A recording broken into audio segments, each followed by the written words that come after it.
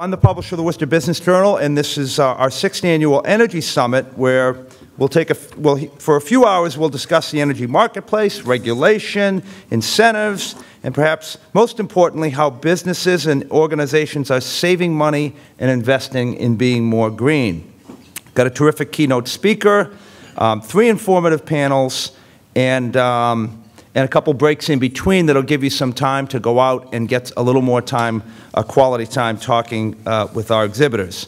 So I want to start by giving a special thank you this morning to our presenting sponsors. You know, an event like this has a lot of moving parts, and it's not possible to put it on without the support of some key folks. And our presenting sponsors this year are National Grid and WPI.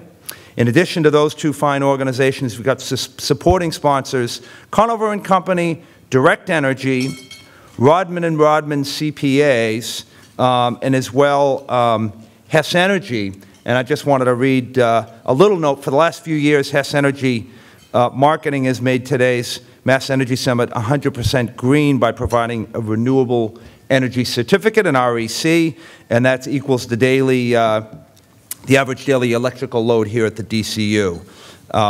So anyways, thank you so much for Hess Energy for making this a green event, even though it's a little bit white outside. In addition to that, also you've noticed there's a microphone out there just opposite the breakfast area, and that was Hank Stoltz from WCRN, who's been our media partner in this event and helped us promote it, and obviously is having some folks on the air this morning. So enough of the introductions. I would first like to invite up someone from each of our presenting sponsors. First, Aleta Fazzone, who's the Director of Community and Customer Management at National Grid. Aleta.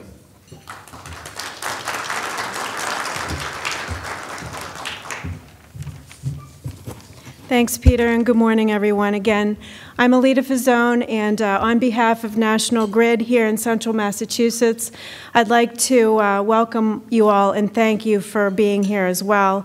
It's nice to see our friends from WPI, and thank you to the other presenting sponsors also. National Grid and the Worcester Business Journal have actually partnered together a number of times over the past 5 years or so to host an energy-related event. And while they name us as one of their key partners on this effort today, they've done all the work behind the scenes. So I'd just like to offer a special thank you to Peter and your entire Worcester Business Journal team for all of the effort that you've put into arranging this gathering. I should also mention that our last effort together was a solar summit that we held back in June. And despite the focus on solar, there was an array of sunshine to be found that day. So I'm starting to wonder whether it's them or me that is responsible for the lovely weather that we're having this time around as well. At any rate, thanks for braving the elements to be here this morning. And as Peter mentioned, there's a lot going on with energy efficiency, renewable energy, sustainable energy technologies. And speaking of the elements, as it turns out, as we all know this past week or two, the elements and energy are quite interrelated. Not only does the weather impact how we use energy and how much we use of it, we've all witnessed the impacts that the weather has on gas and electric infrastructure. I think you've all seen what Superstorm Sandy and last year's Hurricane Irene did to the millions of homes and businesses along the East Coast and their gas and electric services, and right here in Central Massachusetts as well. We even had to endure a tornado here in Central Massachusetts last year. So I'm here this morning representing National Grid, not only as a leading advocate for all things related to the efficient use of energy and in helping our customers grow and prosper by taking advantage of that, but also as longtime stewards of the communities in which we operate. We continue to invest in our networks every day to make them as safe and reliable as possible. We're also investing in the modernization of our grid.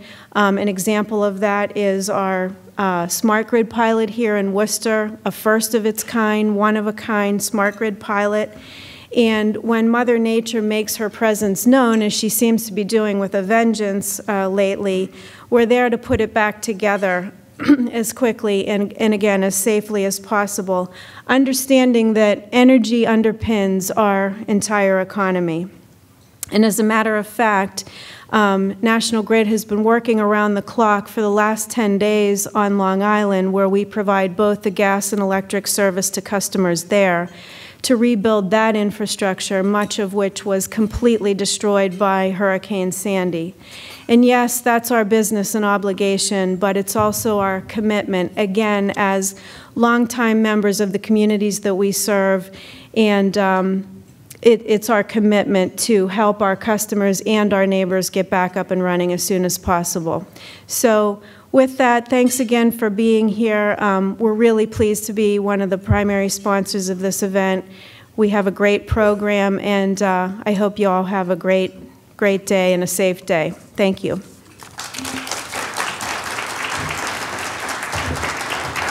Thank you, Aleta, for your kind words. When she refers to sort of the Worcester Business Journal team, she's actually talking about Chris Prosser, who's walking across the room here, who does all the work. So anyways, thank you.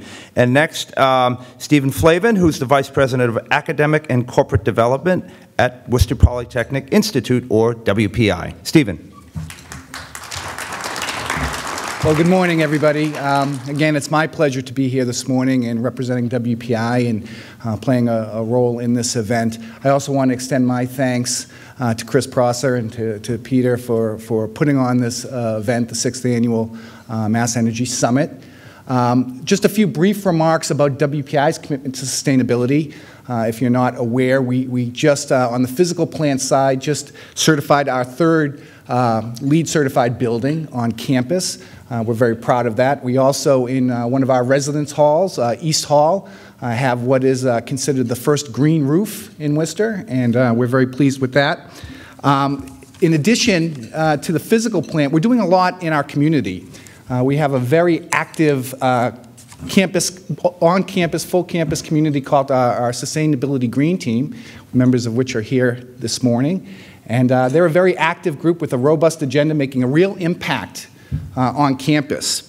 To put that into perspective, they're now using an improved campus energy management system, reducing our waste stream and improving our recycling efforts. That's something that they're very proud of. Again, it's fully across campus, faculty and staff. And we're collaborating with National Grid and Greener U and other colleges here in Worcester to establish Synergy Worcester to enhance and complement existing efforts across our campuses. So collaboration is a key. It's so nice to see so many of our partners here in the room. If we're going to make the impact that we all want, we need to work together and have a shared agenda. In addition to what we're doing in sustainability, I'd just like to mention that a big part of my role at WPI is helping the workforce development and human capital challenges for the industry. And we're very pleased with the work we're doing. We have a very robust program at the graduate level, Power Systems Engineering and Power Systems Management. We're looking at creating and delivering technical short courses to help the industry and really help lift and advance the entire sector so that we can all succeed. So there's a lot going on. We have a full agenda today. I think we should get to it. And again, I want to thank you all. And have a great day. Thank you.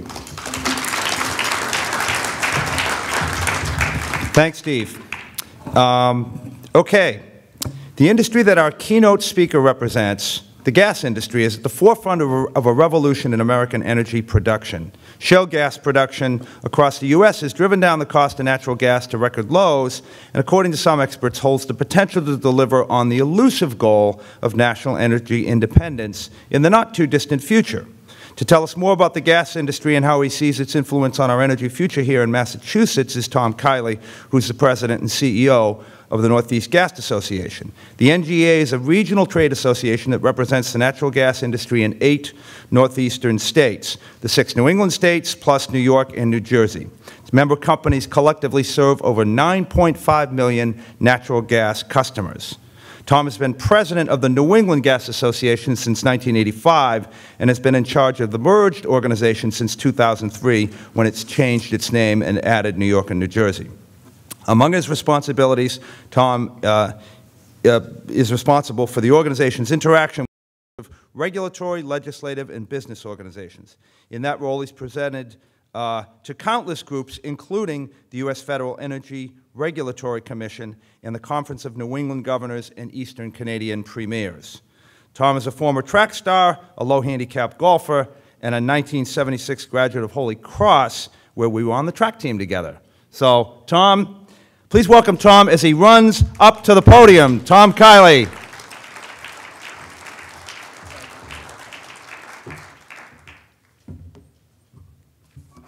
Thanks, Peter. That's a nice introduction, I think. And he said former track star, and nothing could be more truthful because the knees are gone. But it's great to be with you, and it's nice to be out here. And I really very much appreciate the invitation from the Worcester Business Journal to be with you this morning. We feel we have a great story, and I've got a fairly quick presentation. I know you've got a very aggressive schedule today, but nice opportunity to talk about natural gas. So here we are.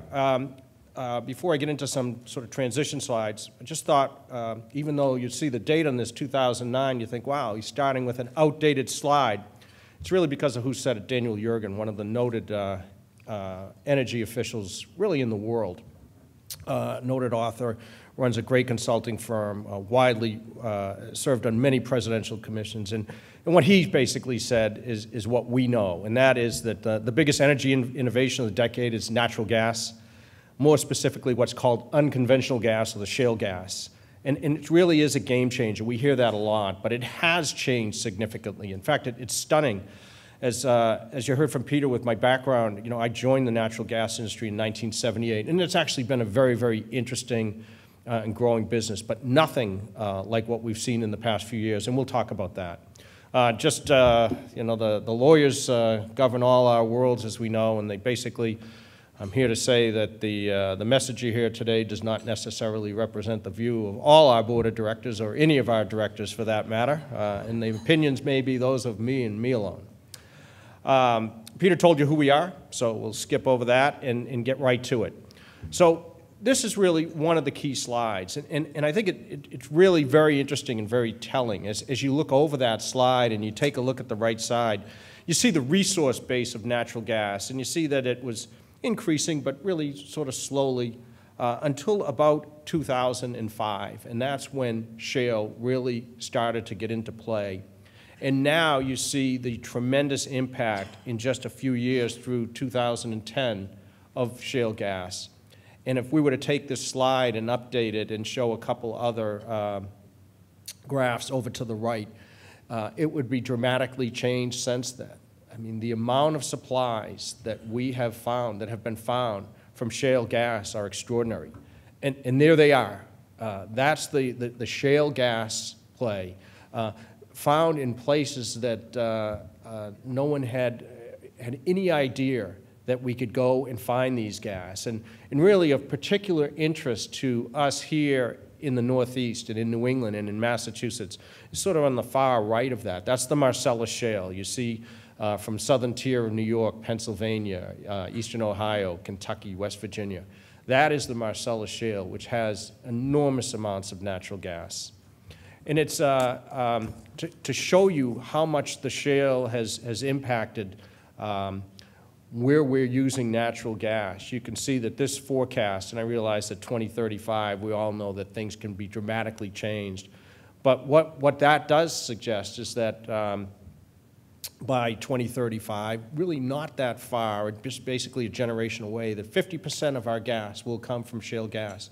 And consider, if you take a look to the left of the axis, that only back in 2005, 2004, literally no gas was coming from shale. So really a dramatic game changer. And now here we are, about 25% of the United States amount of natural gas is from shale. So shale is here, and it really had some tremendous benefits on supply and price as we quite possibly head towards energy independence. So it really is, it's really very interesting. And as a result of that, we're seeing very stable prices, forecasted low prices to continue for natural gas. This is actually probably the most important slide for many people here.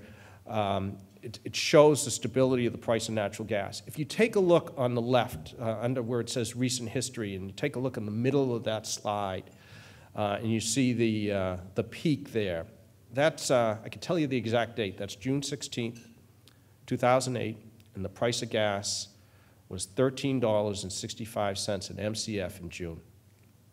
And the reason that I know that, and I remember it so well, is that with part of my job is I was dispatched to go and see regulatory officials in all 8 states that the Northeast Gas Association serves, and to warn them of what we thought would be a horrific situation for consumers heading into that winter heating season. We were forecasting about $20 gas at the wellhead price as we entered that winter heating season. And that was going to be a disaster. The customer bills would be extraordinary.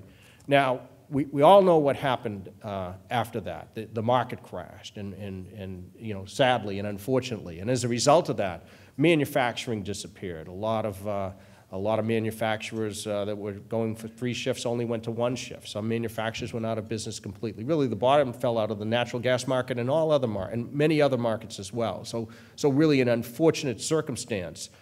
But what happened was the price of natural gas went way down. As manufacturing came back, et cetera, more shale gas came online. And really, the price of natural gas hasn't gone up. In fact, it's gone down. Price of natural gas yesterday at the wellhead, national average price is $3.50. As I said, it was $13.65 back in that June. Now, that was a spike, but you can see from that chart that it was $8, $9, $10 as well. So it has been low and continues to stay low. And you see the decline. 2012 price, it remains stable. Here's a 20-year forecast. And again, we know that a lot can change in 20 years. This is not from the Northeast Gas Association. This is from the United States government's Energy Information Agency.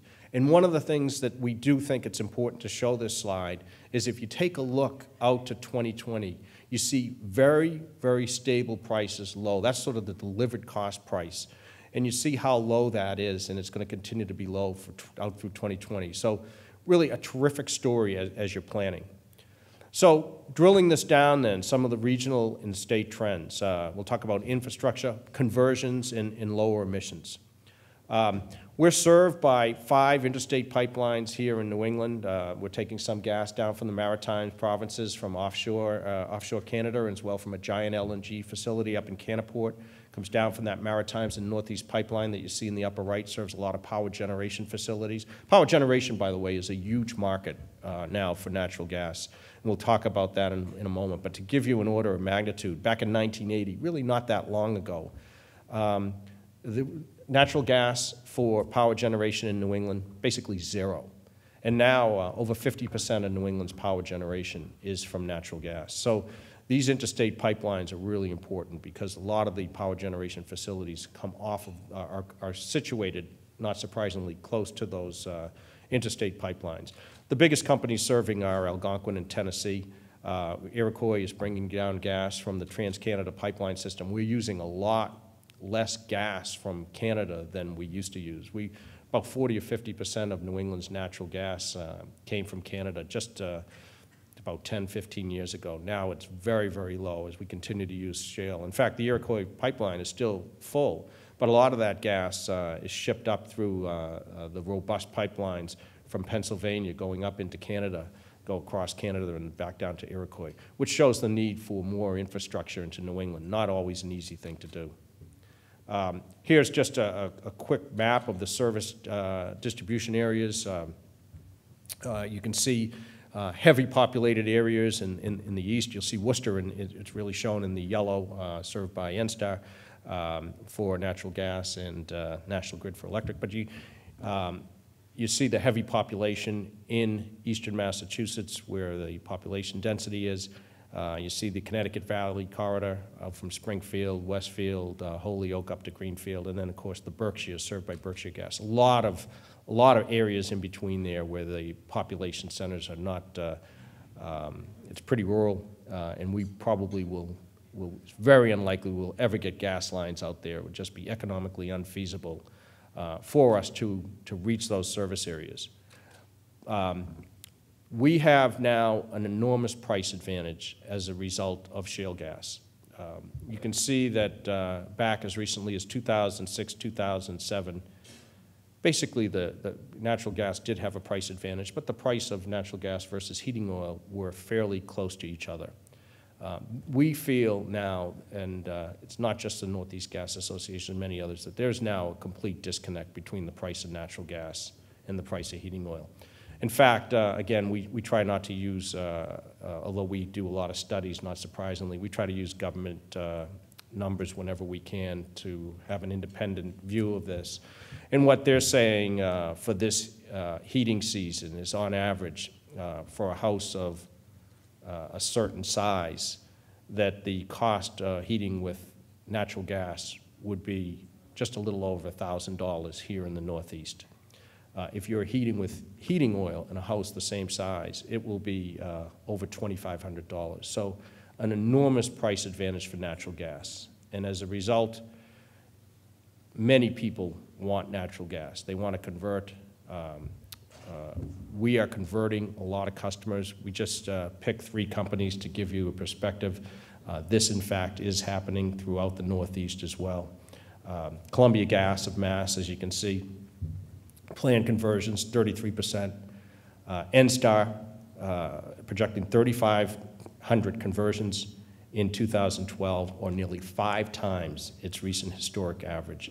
National Grid in Maine and New Hampshire, actually it's just sold its New Hampshire properties, but an increase of about 39% in 2012. And commercial, that's about 5,000 to 6,000 conversions that they were accomplishing in 2012, and also 840 in the commercial sector. So really sizable increases in customers, and these are conversions. That does not include the new construction, which are, if they're on our lines, that's almost 100% natural gas. So you know the consumer is realizing the price advantage. He or she wants our product. We're trying to do everything we can to deliver that. It's also good for the environment. There are lower emissions in using natural gas versus any other fossil fuel. You see, as a result of that change in the power generation equation from 1990 to 2010, you see the decrease in SOx and NOx. And certainly that's a good thing, as well as carbon dioxide, a decrease in carbon dioxide emissions from electric utilities in Massachusetts. Again, that is directly attributable to using natural gas versus other fossil fuels. So some of the opportunities and challenges. You know, we feel, you know, I talked about home heating. About 35% of New England's homes heat with natural gas, 47% in Massachusetts. Those numbers are expected to go up. If, for instance, you can imagine that state governments have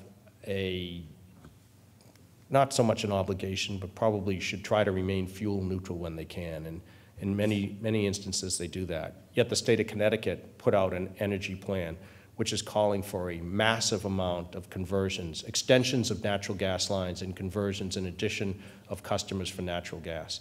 In Maine, the governor of Maine is endorsing and supporting several competing pipeline projects to go up in the Kennebec Valley to bring natural gas to manufacturing, to hospitals, and to citizens up there, you know, thoroughly endorsing these projects. That's heretofore unheard of, to have important public officials like that endorsing our product. It's the recognition of the low price and what that can do to help consumers, to help manufacturers, and to help businesses.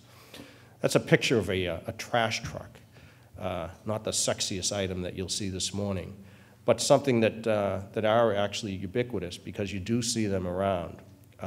Nationwide, it's forecast that more than half of the new trash trucks that are purchased this year will operate on either compressed natural gas or liquefied natural gas. The potential for natural gas in the heavy-duty market and fleet vehicle is pretty significant. We're actually way behind in using natural gas as a vehicular fuel. It seems like we've installed on about 120,000 vehicles for 30 years. Actually, when I say it seems, I actually know that number is exact, that we have been right around that number. We've added really very little. A country like Pakistan has 3 million vehicles, 3 million automobiles that that operate on natural gas. Iran has 2.7 million vehicles. A smaller country, those are big companies with large populations, as we know, big countries, large populations. A smaller country like Italy has 1.5 million vehicles operating on natural gas. And you know, if you've traveled overseas and you've traveled to Italy, et cetera, and you've filled up a rental car, you know what a liter of gas costs over there, gasoline costs over there. So you can understand why they would want to go on natural gas. We now see an enormous push for natural gas, particularly in the vehicle market. A lot of fleets, UPS, FedEx, where their trucks leave a specific service area, go out and drive prescriptive miles per day, 40, 50 miles, return to the same location that night. Ideal candidates for using either compressed natural gas or liquefied natural gas as a vehicle fuel. And then, of course, the combined cycle power plants remain the leading choice, along with renewables, for natural gas. Talked about the vehicle market. This is Congressman Larson from Connecticut, who's the lead sponsor of the Natural Gas Act. He was just reelected, by the way. And what he says there, you can read it, but it says, if we start making cars and trucks that run on natural gas, there's a potential to create over 500,000 American jobs. With rising gas prices and growing instability of the oil regions around the world, the time to act is now. So we think that there's going to be a lot of push in that market as well. Power generation. There's going to be more natural gas in the future, likely as power generation. And of course, here in Massachusetts with the Patrick administration strongly endorsing renewables, which is a good thing. You can't be dependent on one fuel, and you should have a mixture of fuels, and certainly wind and solar have its place. But if the wind doesn't blow, and as the letter indicated, if the sun doesn't shine, you're going to need something. And the backup for all of those plans, for every renewable fuel, is natural gas. We're already the leading fuel for power generation in Massachusetts and New England. These are the proposed generation additions. So this isn't gospel. This is from ISO New England. The proposals are for natural gas. Of those proposals, about 60% of those power gen facilities to be constructed are intended to be powered by natural gas. Whether or not they actually come to fruition remains to be seen. But I guess what this is illustrative of is that natural gas is the preferred fuel. We do have some challenges. So, so far, as you can see, this is a very positive and bullish story. What a surprise, considering who I work for, that I would deliver a message like that. But there are some challenges. We do need more interstate pipeline infrastructure into New England. There are some proposed New England-related pipeline projects that are on the books that are moving forward, but they are still a few years away. And they do require customer commitments, firm contracts. These large interstate pipelines are not going to throw $2 or $3 billion into infrastructure without having some thought that somebody is going to use that product. So that is a consideration. And finally, one of the things that's actually interesting, and until this storm is one of the major focuses of the organization that I work for, is natural gas and power generation. The electric power generation relies on interruptible contracts. So, for instance, just if I can explain that real quickly, if you use your local distribution company, NSTAR, National Grid, Columbia Gas of Mass, et cetera, those companies have long-term contracts on the interstate pipeline. They've reserved space on that pipeline to bring the gas that will go to your home or to your business or to your factory.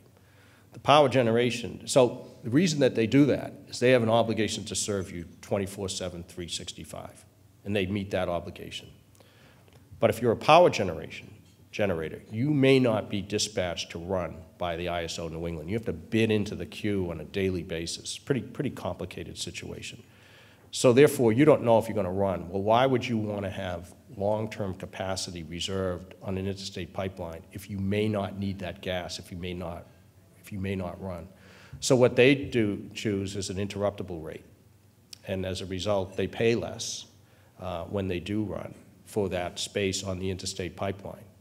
But the problem that is now coming to the fore is that if we get a really cold winter day, I mean something probably below 15 degrees, yes, we have sizable liquefied natural gas facilities located throughout New England and the Northeast to support system pressures. But we're still using all of the gas that we have contracted for in that interstate pipeline. And that interstate pipeline is going to be full. And the local distribution companies, like National Grid, like NSTAR, like Columbia Gas of Mass, they're entitled to that product. They're going to get it. If there's anything left, those power gens that are interruptible can possibly get some gas there. But interruptible is just what it says. They can be interrupted.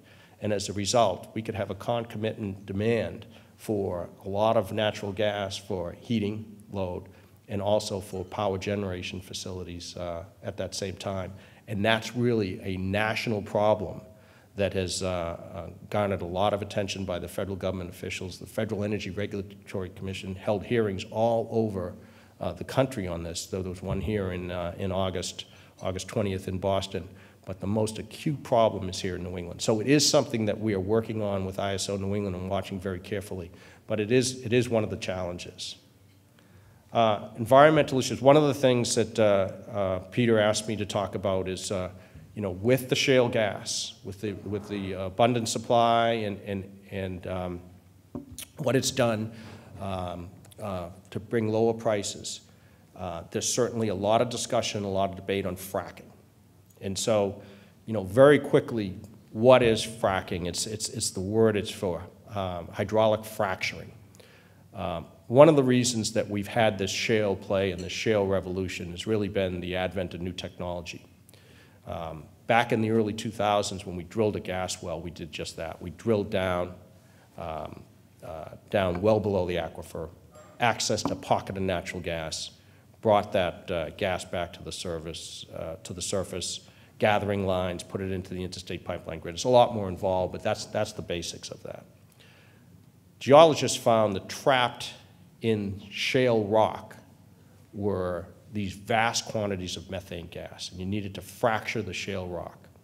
So what was used was a technique, relatively new technique called horizontal drilling. So you drill the pipe down first vertically, but off of that vertically drilled pipe, you can spread out horizontally, multiple pads they called, accessing into the rock. So you drill into the rock. Now you need to fracture the rock. So forcing down through the pipe is a mixture of water, sand, and a small amount of chemicals. And the small amount of chemicals are what the big debate is. Because you force that combination in, and it fractures the rock, releases the molecules, we bring it back to the surface, and we take the gas. Now, what happens to the water? You bring that water back to the surface, and the water has to be treated, and that is the big national debate. That's what the Environmental Protection Agency of the United States is doing a major study on the fracking. It's really the recovery and the treatment of this water. The aquifer, as we all know, is about 300 feet down. The shale play is usually 1,000+ feet down. So the two really don't meet. And the well going down there is encased in 2 layers of concrete. So I think there's a lot of sentiment that we can, in fact, bring that water up without impacting the aquifer either when it goes down or when it goes up. It's when it's on the surface that people have tremendous amounts of concern because there's so much water that's used. And that really is the big debate. It's really,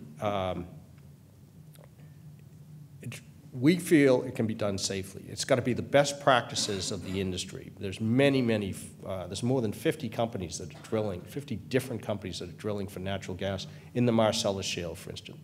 It has to be the ultimate best practice industry exercise, because if one company fails, it could stop this entire effort to bring this natural gas, which is giving us low prices and energy independence. So it is a tremendous, tremendous situation and tremendous study. A lot of time and attention, and a lot of added costs are going in as folks recognize that. But again, the industry feels it certainly can be done safely.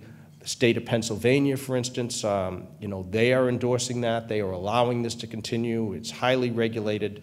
The numbers in Pennsylvania are stunning. They expect to add 250,000 jobs in a 10-year period and generate about $17 billion in tax revenue from the shale in Pennsylvania, and that's just one state. So the best practices activity, has to be very, very robust, very stringent.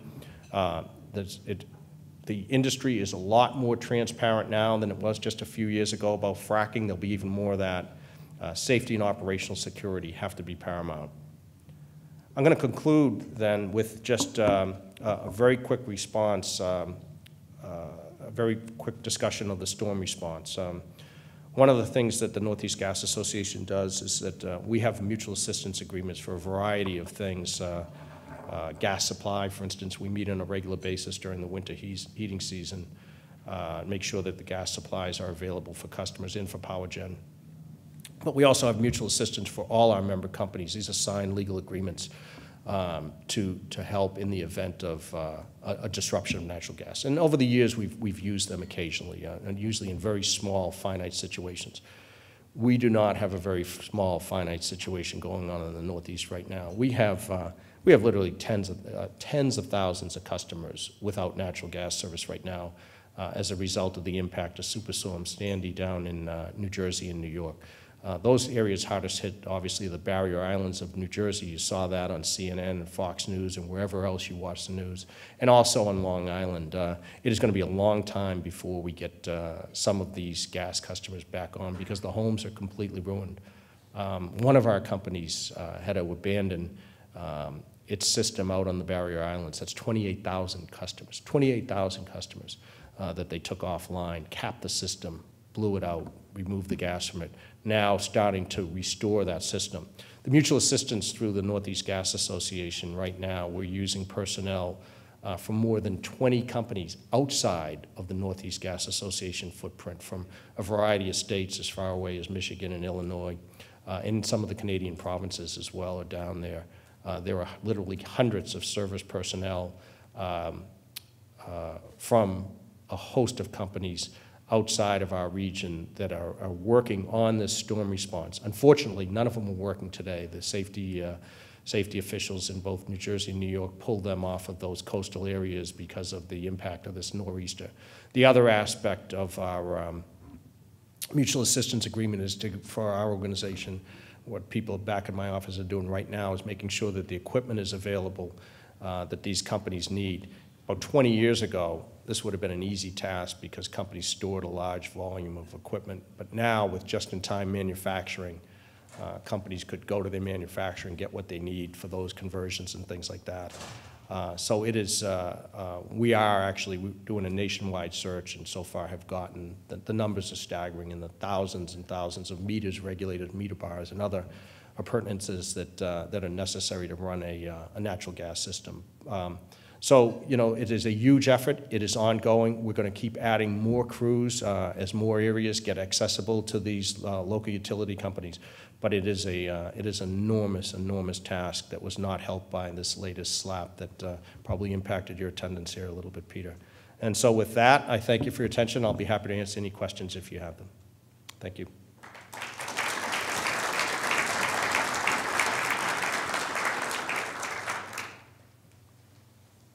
Yes, sir. I'm curious as to what attempts to manage the water are available to the company. So the question is, what attempts? What do you do with the water? I mean, is it just, I mean, you say best practices. Right. But is there a way that they now process the water? In other words, is there a standard that the industry is following? No, it's more of a technical question. What Okay. what can they do with the water? Right. So the water is brought back to the surface. It has to be taken, and it has to be cleaned. I mean, that's the very simple explanation to a complicated process.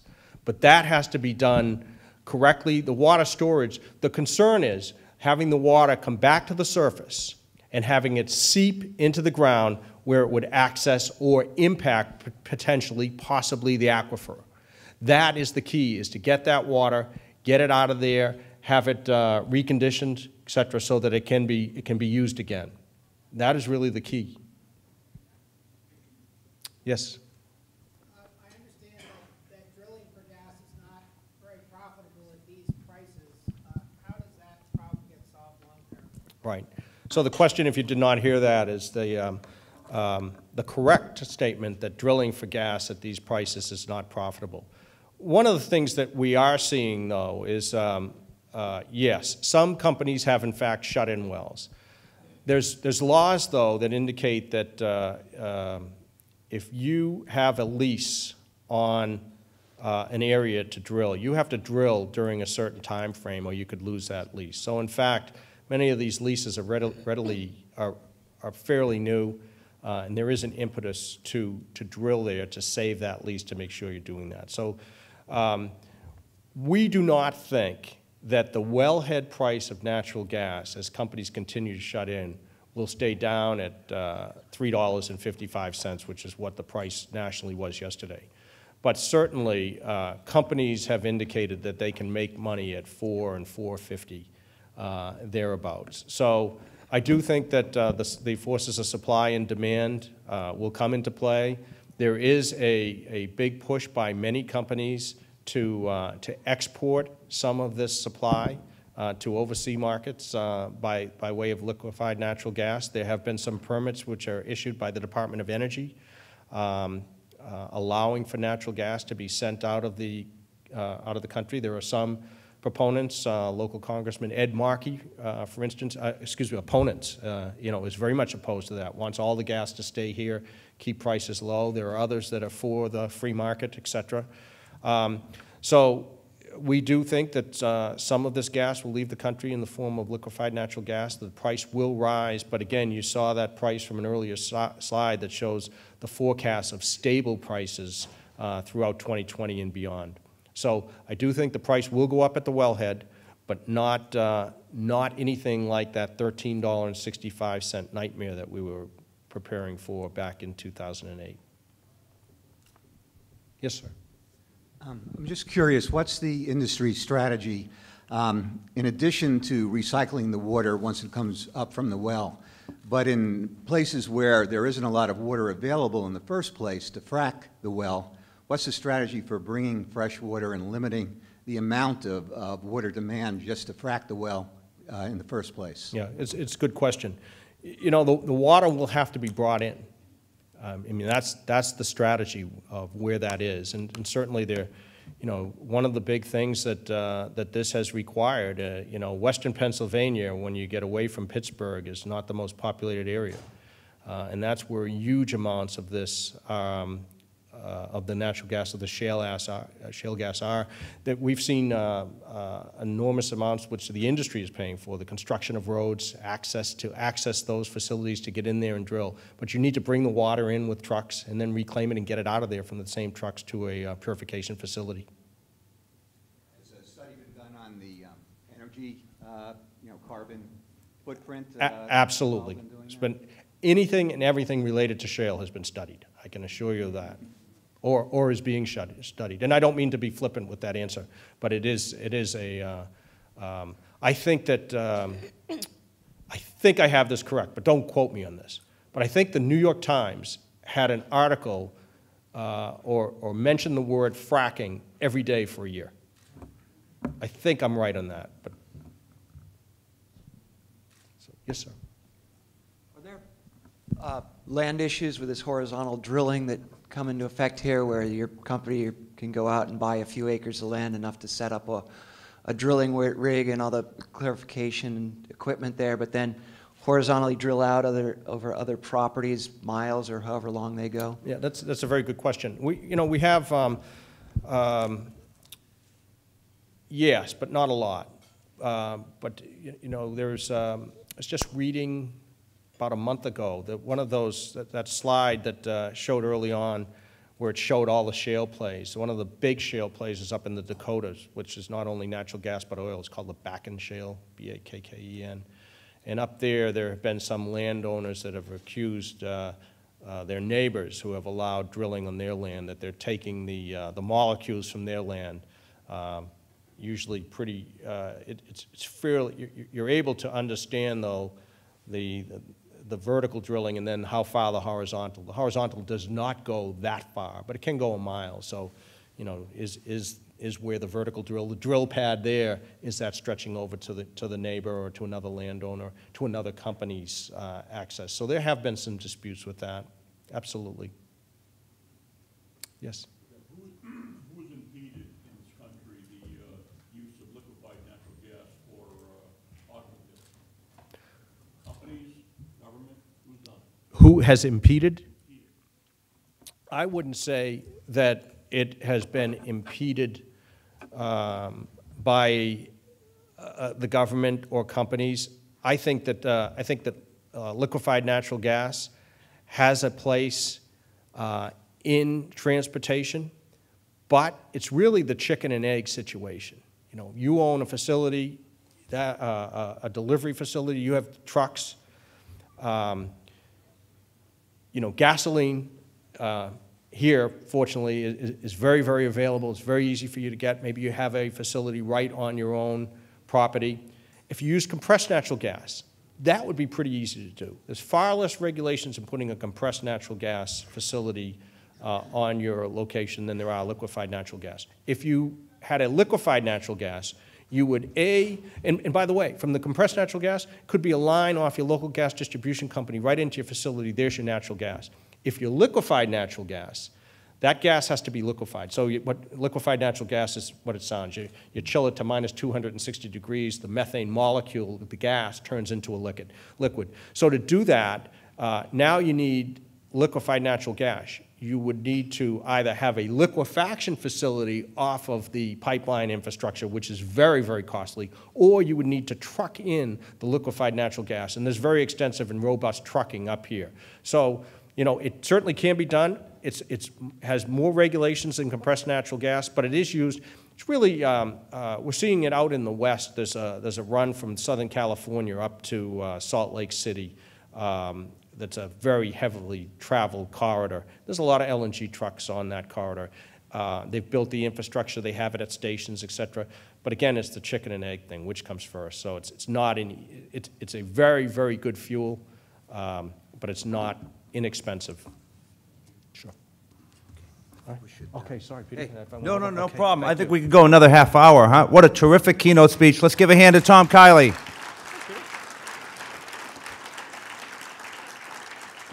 Thank you so much. As a person who went to college here, I'm sure Tom will appreciate one of these Worcester City on the Rise photo books. And thank you again, Tom. That was fantastic, and look forward to seeing the continued story of natural gas. Great. Thanks so much. Peter, thank you. Thank you all for your time. Fantastic.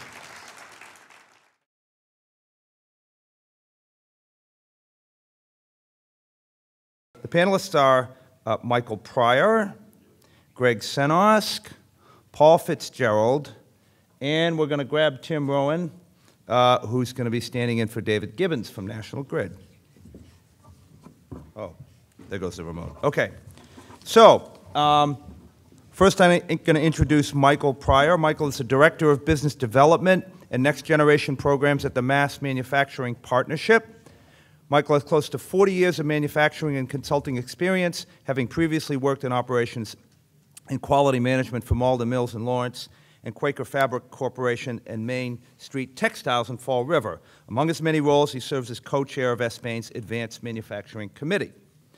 Greg Senosk is the account executive for energy efficiency at NSTAR Electric and Gas, where he's responsible for ensuring that NSTAR's larger commercial and industrial customers both understand and participate to the max in the Mass Save programs.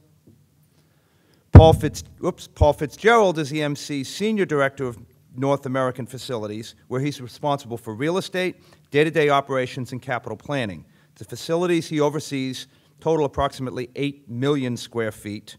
With EMC since '92, Paul has previously served as a plant engineer manager and regional facilities manager. He's a member of CoreNet Global and the Sustainability Roundtable. And Tim Rowan is National Grid's Director of Energy and Environmental Policy, and he is sitting in, I don't have his long introduction, I know there's a two-pager on him, but he's sitting in for David Gibbons, who couldn't be with us this morning, is sort of on assignment helping one of the communities, one of our local communities. So, Having introduced everyone up here, I'm going to bring up our moderator, Michael Ahern. Michael is a WPI grad and engineer and is WPI's Director of Power Systems, responsible for growing and developing energy-related programs through the school's Corporate and Professional Development Program.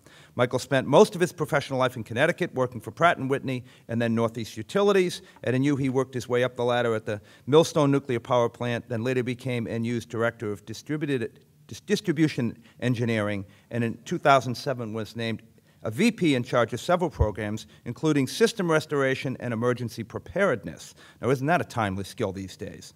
So anyways, please welcome Michael Ahern. And Michael, you're on with the program. Thank you. Well, thank you, Peter. And thank you, panelists. The way we're going to do this is I have prepared just a couple of questions for each panelist, so that will get us going. Then I'll take questions from the audience. Also, I just thought for audience participation, I ought to ask people, who here would like to learn how to preserve resources like the natural gas we just heard about for our future generations, our children? Okay. How about who here would like to see less pollution in the environment? Okay. Who likes to save money? Okay, guess what? This panelist is excellent because you can do all three with energy efficiency. And so I think this is just a wonderful panel to start with. Looking here, I'm thinking I might start with Greg. Greg, if you wouldn't mind, I was thinking, what energy-saving ideas do NSTAR's commercial and industrial customers find the most surprising? So, Greg? Great, thanks for the question. As some of you know, first off, that NSTAR, we have roughly 300,000 gas customers in central Massachusetts, and even some of my friends that live, I'm from the area, from Shrewsbury, they think of NSTAR as a gas company, but in fact we have almost 900,000 electric customers, mostly inside of 128. So I personally handle, I work with over 250 of our customers, our largest users of energy, and I help them with our programs and help them share with them ideas on how they can save energy and save money. And but with regard to this question, it's funny. What ideas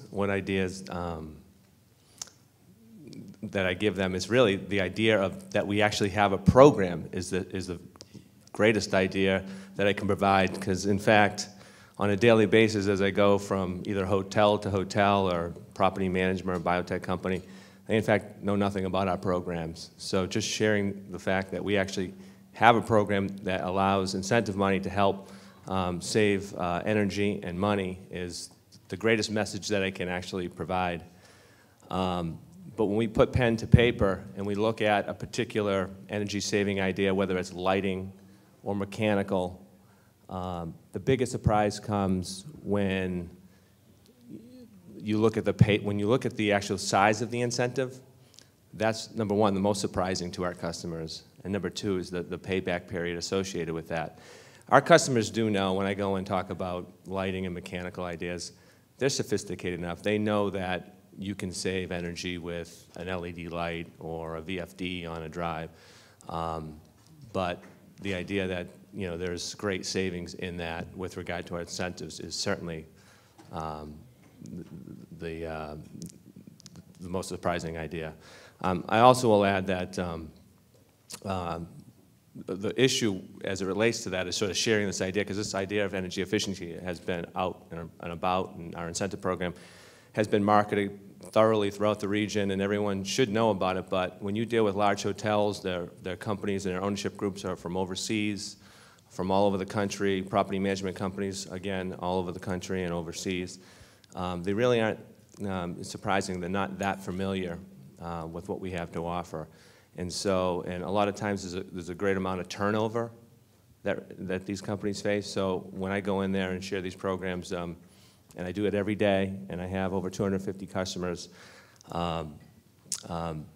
that's where my value can be impacted. So I'm not sure I answered all those questions, but I think I did a pretty good job. So I think the biggest surprise, to sum up, is just that NSTAR and perhaps other Massachusetts utilities have programs to help them. And that's what you do on an everyday basis, that you know a lot about it and you're willing to help people.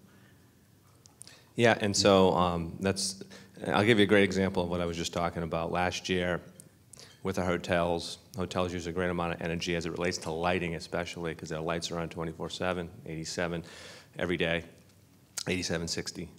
And we actually did roughly 25 projects, and we saved 2 million kWh energy reduction at those through those 25 projects. This year alone, we've done over 100 projects, and we've saved 20 million kWh in electric savings at those facilities around our territory. And really the result is essentially getting out there and visiting them and sharing with them what our program is all about. So again, spreading that message is first and foremost for what I do. So just for a sense, I know you were talking about kilowatt hours and the like. I'm thinking to myself, more germane might be payback period. When will someone who does invest in energy efficiency, what's a typical payback period for people? When will they see all their money back and then be saving? Yeah, that's a conversation that I have every day, and it depends on the entity. We typically can, I'll use generalizations, but yeah. we can cut that payback period in half very easily, depending on the project. Companies usually look for colleges and universities, and I don't work in that sector in particular, but they're a little bit more lenient with regard to their payback. But with hotels, you're looking at under 3-year payback, under 2-year payback. Some hotels under 1-year payback, which gets very challenging. Property management companies, I would say, in the same boat. Once you get under a 3-year payback, they're willing to listen to what we have to offer. So you're able to deliver savings to these people in under 3 years with at least some of these projects? There's no question, yeah. Oh, yeah, okay. So that's a great investment opportunity. So it's like a 33% return. It's a way to think about that. Okay, moving on, Tim is also a graduate of WPI. Tim, I'll ask you to introduce yourself just briefly, and then I'll ask you, how is National Grid changing its efficiency programs for its commercial industrial customers? Well, great. As you mentioned, I've been with National Grid or its predecessors since I got out of WPI some 30 years ago. And I've been very fortunate to be involved from the get-go on the efficiency programs back in the mid-'80s, as a matter of fact, when we did our first programs back in some enterprise program areas up in central Massachusetts, the Gardner area, North Adams, Ethel. And it's been an exciting time in terms of understanding what customers need and what they want. As we just heard, I mean, the paybacks are a critical piece here. What always surprises me is the fact that folks who are brought efficiency projects with paybacks of 1.5 years or 2 years, which is typically what they're looking for, aren't that excited about those, but will jump on a renewable energy project that might have a 3 or 4 or 5 year payback because it's just sexier. Which makes all the sense in the world to be green, but to be green you really have to start at the basics, and the basics are to really reduce your base energy use as much as possible going in, and then right size whatever sort of renewable energy or combined heat and power or other sort of on-site generating you may want to put in place, which is also very important, and our programs also pay for those in terms of the combined heat and power programs, and the state has generous programs for subsidies for renewable projects. But I think it's a very important point that folks have to recognize that the first fuel is efficiency. And from our perspective, having run these programs almost 30 years, it's just a challenge to help customers understand what how to get there. Frankly, for most customers, the energy bill isn't that much of their total operating expenses. So it can be a challenge to get folks' attention to that. But it is very important. There's a lot of other opportunities with efficiency you really need to look through. One is simply it's a new system. Whatever you're putting in, so it'll have less maintenance going forward. Your productivity will always increase when you put in newer, more efficient systems. That's the key piece folks need to look at. Paybacks are also critically important, but understanding the ongoing value of those projects is something that we really need to just get that message out to more customers. And realistically, the plans we've been working under and the new plan which we've just filed are trying to make a much broader sweep and get many more customers involved. We've always had what we call our anchor customers who've embraced doing these types of efficiency projects, and always come back and always are looking for more work to do. The folks like EMC and others like that. So we've got those customers, but we also have a lot of other customers who've never participated, which is frustrating to us because they're the ones who are depositing money in the energy efficiency bank every month, whether they want to or not. It's part of the bill. It's a line item. They're putting money in, but they're not taking the withdrawals. And it's really a shame that they're not taking advantage of that. And I think all of us working together to get the message out that the programs are out there. They have significant dollars, for rebates and for all sorts of innovative projects. We do lots of custom engineered projects. Matter of fact, a lot of our savings from the commercial industrial sector isn't from standard prescriptive lighting or motors. It's really the custom measures. How do I maximize my savings and productivity and efficiency of my process, whether my process is a bunch of folks in cubicles writing, different type of contracts, or my product is producing some other widget or something. It's important that folks take a holistic view of that going into their programs and really make that commitment, because that commitment has to be made for our children and our grandchildren going forward here, for us to make those changes and spread the word that these programs are so critically important. And there's lots of money there, and folks are, again, putting money in the bank, and it's a shame they're not taking it back out. So it's available there, and it's funded from everyone's bill already. Well, thank you. Turning to Mike. Mike, a question that came to me thinking about you on this panel was which Massachusetts Manufacturing Extension Partnership Services do your clients most appreciate? Hopefully. Do I have this one? Don't ask me. Maybe the one to your left is operating. You can take this one. All right. First of all, it's great to be here. First of all, it's probably worthwhile just to give a brief description about MEP and the things that we do. Primarily, we're an organization, part of a national organization that provides services to the manufacturing sector exclusively. So our primary focus is on manufacturing. The ironic part about this whole thing, when you talk about manufacturing, was mentioned before in the keynote speech, is that manufacturing has in fact taken a real hit over the last number of years because of the economy and for other reasons. As a result of that, one of the things that we've been focusing on over the last 12 to 14 years has been something called lean manufacturing. Many of you have probably heard the term. Lean specifically, as it relates to anything that has a process associated with it, is the reduction of waste. So what we've done is actually, in many circles, we've been known as the lean guys. That's good and bad for us. Good from the standpoint that since we've been at lean for so long, we've actually worked with a number of manufacturers in helping them to reduce their waste in their operational areas. But what we've done over the last number of years is we've actually been focusing on establishing or identifying energy-related metrics and measures so that when we actually work with a company, as we normally would with a lean implementation of some sort, we're focusing on additional metrics as it relates to energy so that we're looking at how waste can be identified there and how that waste is going to affect the overall energy spend, more so in the areas of efficiency than any other area.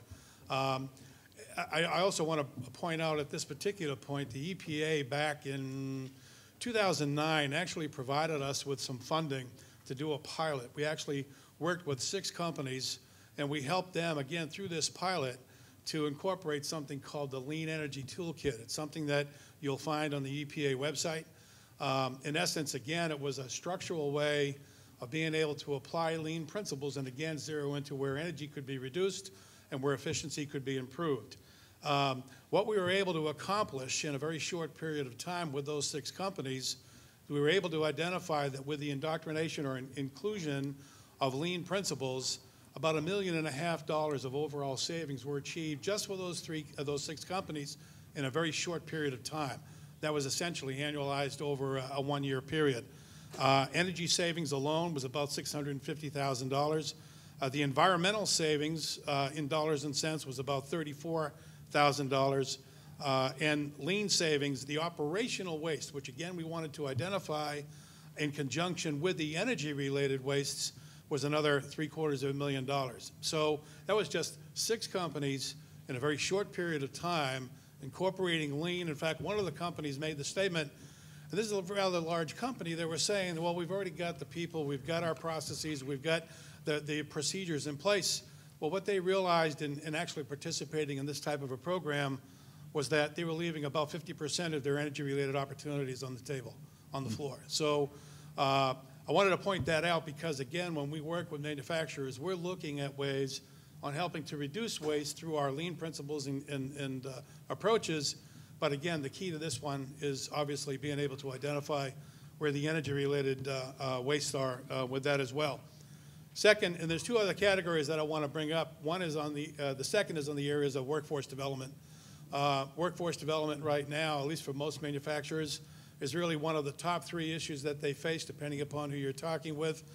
You know, it's either energy, it's having qualified individuals to fill the available positions that they have right now, and usually what shows up at the top of the list is healthcare. So our ability to actually take and programmatically not just train people who are looking for jobs, but because of our relationships with the manufacturers, we know what manufacturers have job opportunities, so we're training those individuals to fill those opportunities.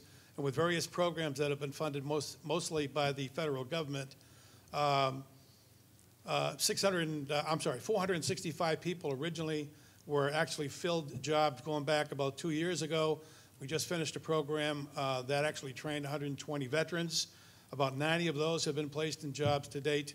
And we've got another program that, again, is funded by the federal government to help individuals that are actually classified, unfortunately, as unemployable. And we're looking to target about 200 individuals over the next 2.5 years with that.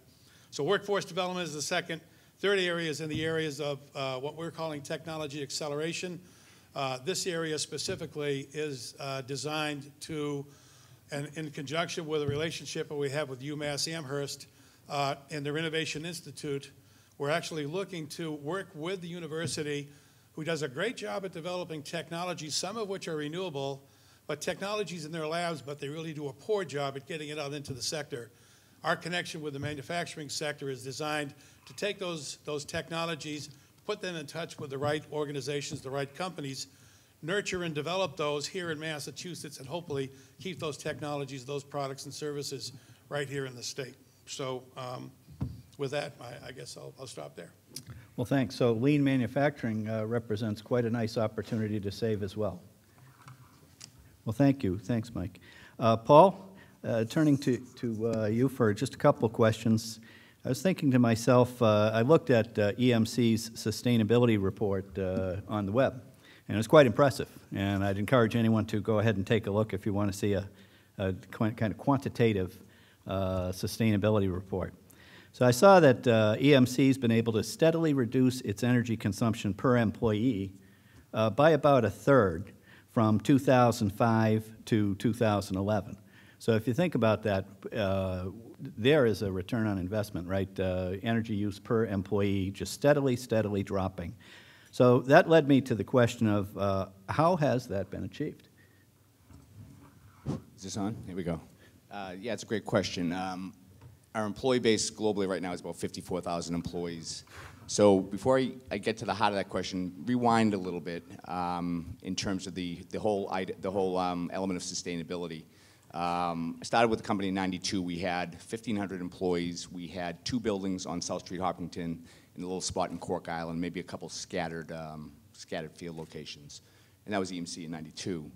I'd like to tell you we had a robust sustainability program at that time. We did not. Sustainability for EMC at that time was good operational fundamental buildings, built to last, built to operate efficiently, reduce operating costs.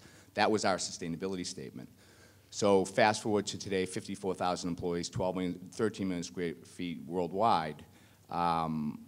We didn't forget about those fundamental elements that we started with. Everything we do from a real estate and facilities operations standpoint is built on efficiency. But what's happened is our sustainability went from small S, just really operational savings, to big S in 2003, 2004, and 2005. And we finally published our first sustainability report. So that was the evolution of where we came from and where we landed. So to answer your question there's a lot of elements that go into obviously the measurement of those metrics in the sustainability report. One is certainly is employee base. In 2005, we had about 24,000 employees, and today we have 55 and change, whatever it is. So we've doubled that employee base, but from a portfolio standpoint, we've actually only grown the portfolio about 20% in terms of real estate. So with that, we've changed our workplace strategy. We've done a lot of things with real estate, with the type of space we create, office sharing, desk flexing, et cetera. Everybody in the room, I'm sure, knows the drill.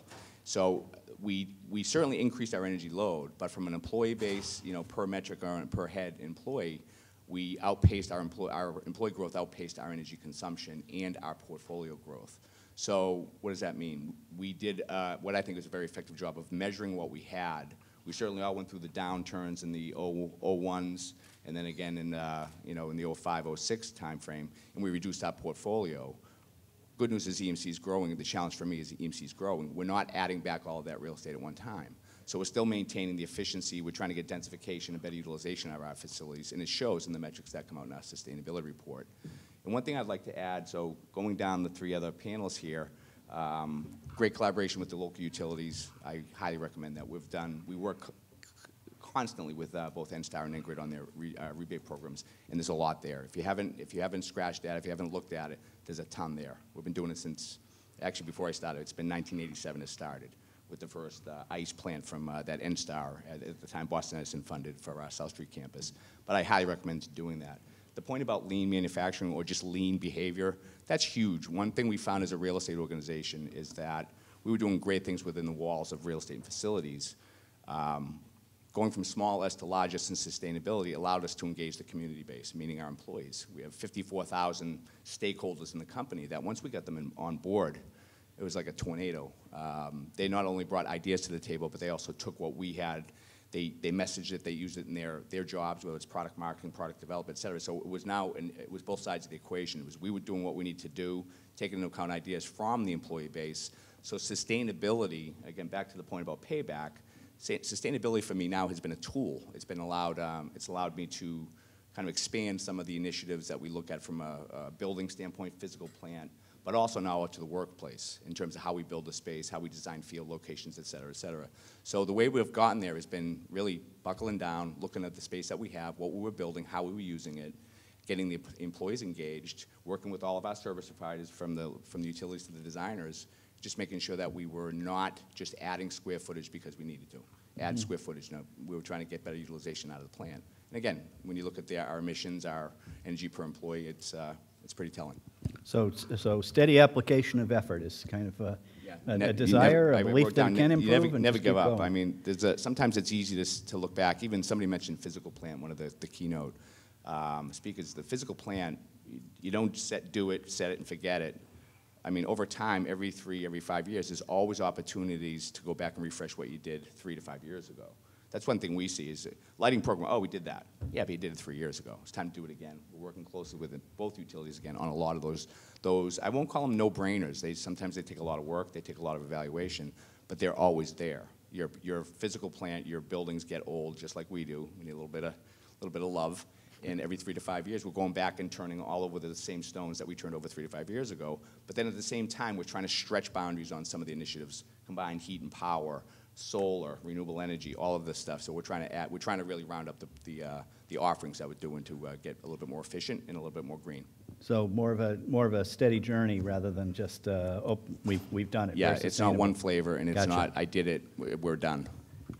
Well, that led me to one more question, again for you, Paul. I was thinking to myself, looking again at these savings, I wanted to ask you, what would be the number one energy-saving insight?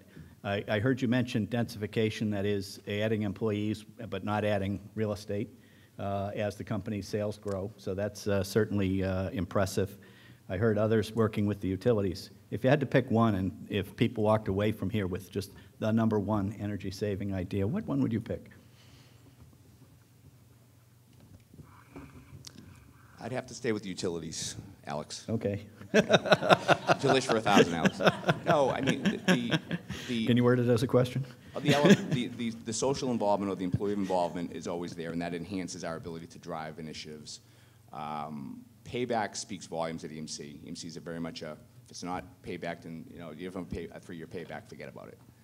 Having the employees on board, what I would call a robust sustainability program. We're talking about 5-year paybacks now, maybe 6-year paybacks on some of these longer initiatives. But at the core of that, most of the big ticket items from a cost reduction, operational savings, really come from those. All right, we're building a building. We're going back and renovating a building. We're getting a new building. Come back to the discussions with our local utilities and our representatives there. We've actually worked of late. I think it was about a year ago. We kind of executed what we called our memo of understanding with both utilities, where we got together and we looked at what they had to offer, and we looked at the load, and we aggregated load across our facilities. We were able to work with them to enhance the way that we can get incentivized on some of these rebate programs. Meaning, we actually, if it was I don't know what you guys paying per kilowatt hour. We're paying about 10 cents, 10.5 cents. We aggressively buy energy on the supply side, but we're actually getting incentivized a little bit higher than that cost, and that's because of our load. So I would say, don't give up. Work with utilities, make them your best friend. Your best friend's your utility representative on the incentive side, your finance guy, and those two will do it. Okay, so you got a couple of your best friends right here. Okay, those are the questions I prepared for our panel. I think that's been very enlightening. And I think at this point, I would love to take any questions the audience may have. Yes, sir. Question directed at both utility representatives. Recently, I'm with the Hanover Theater in Worcester. Recently, we went live with roughly a megawatt off-site solar through net metering for our facility. It's going to provide in the neighborhood of 70 to 80% of our electrical needs over the years. The project in and of itself took about a year and a half. The requirements were an investor. We did not invest in it. The requirements were an investor, project management, obviously all of the contractors that are involved getting it going, and in this case, National Grid. One of the frustrations I know that was real in the project, especially as we got to the end, when the facility was there, 5,000 panels were in place, we were pretty much ready to go, is getting turned on and getting through all of the requirements that the utility has to make us go live. I don't mean to pick on the utility. There are other delays in the program, especially when you're dealing with local politicians to get permission to do it. But what we did run into towards the end is the neck of the funnel, where evidently there were a lot of projects in front of us. We got some significant delays. Now, the reason that's important is obviously that savings that we were missing, but it's also important to the investor under this virtual net metering scenario. They miss key dates in which they would get some of their incentives. Going forward, for this to continue to be successful and grow, some of these issues have to be met. They have to be met at the local level for allowing these solar and renewable energy sites in different towns, but they also have to be addressed at the utilities level. The question I have is, what is being done going forward to turn these things around more quickly? I realize this is a legislative requirement. It's not something you guys are doing out of the goodness of your heart necessarily. But what is being done what's being done going forward to help eliminate some of these roadblocks, to make the neck of the funnel a little bit bigger so that these projects can be turned around in less than a year and a half? Well, thanks for the question. I mean, and we'll addressing this in the second panel a little bit more in detail, but I'm happy to address this. Very familiar with exactly what's happening and whatnot. The reality is the amount of interest in those programs just exploded more than anyone could have imagined. The incentives for those programs amount to somewhere between 30 and 50 cents a kilowatt hour when you throw in the sale of the environmental attributes and the sale of the energy. Those projects cost those investors about 25 cents a kilowatt hour to build. So what happened? You got this massive increase. We went from a few megawatts of projects who were looking to interconnect back in the 08-09 period to, as we speak, 700 megawatts are waiting now to be interconnected. The programs are set up where that they're only designed to fund a total of 400 megawatts. Statewide, there's 1.3 gigawatts being proposed to be interconnected. So there's just this huge volume of projects trying to get through the system. And the reality is that the utilities have all the other work to do. This storm, for example, it will set our projects back. You know, there's a lot of customers looking to be interconnected by the end of this year for tax purposes. By the time we're done fighting this storm, because we have that obligation to help our sister company in Long Island, we're going to have lost 3 weeks of work in terms of moving those projects forward in this calendar year. It's just a function of the beast. Last year we lost about 4 weeks of work between the two storms to process those applications. It's simply a volume issue. We just ended up a working group to streamline the process, and that's been provided back to the regulator, the Mass Department of Public Utilities, and so there will be improvements coming out of that. But I think there's also the issue of the expectations of the developers who are building those projects, and I think between properly setting those expectations and having the proper resources at the utility are going to work just fine. I think the reality is these projects are taking 12 to 18 months from application to coming online. That's been our experience with those.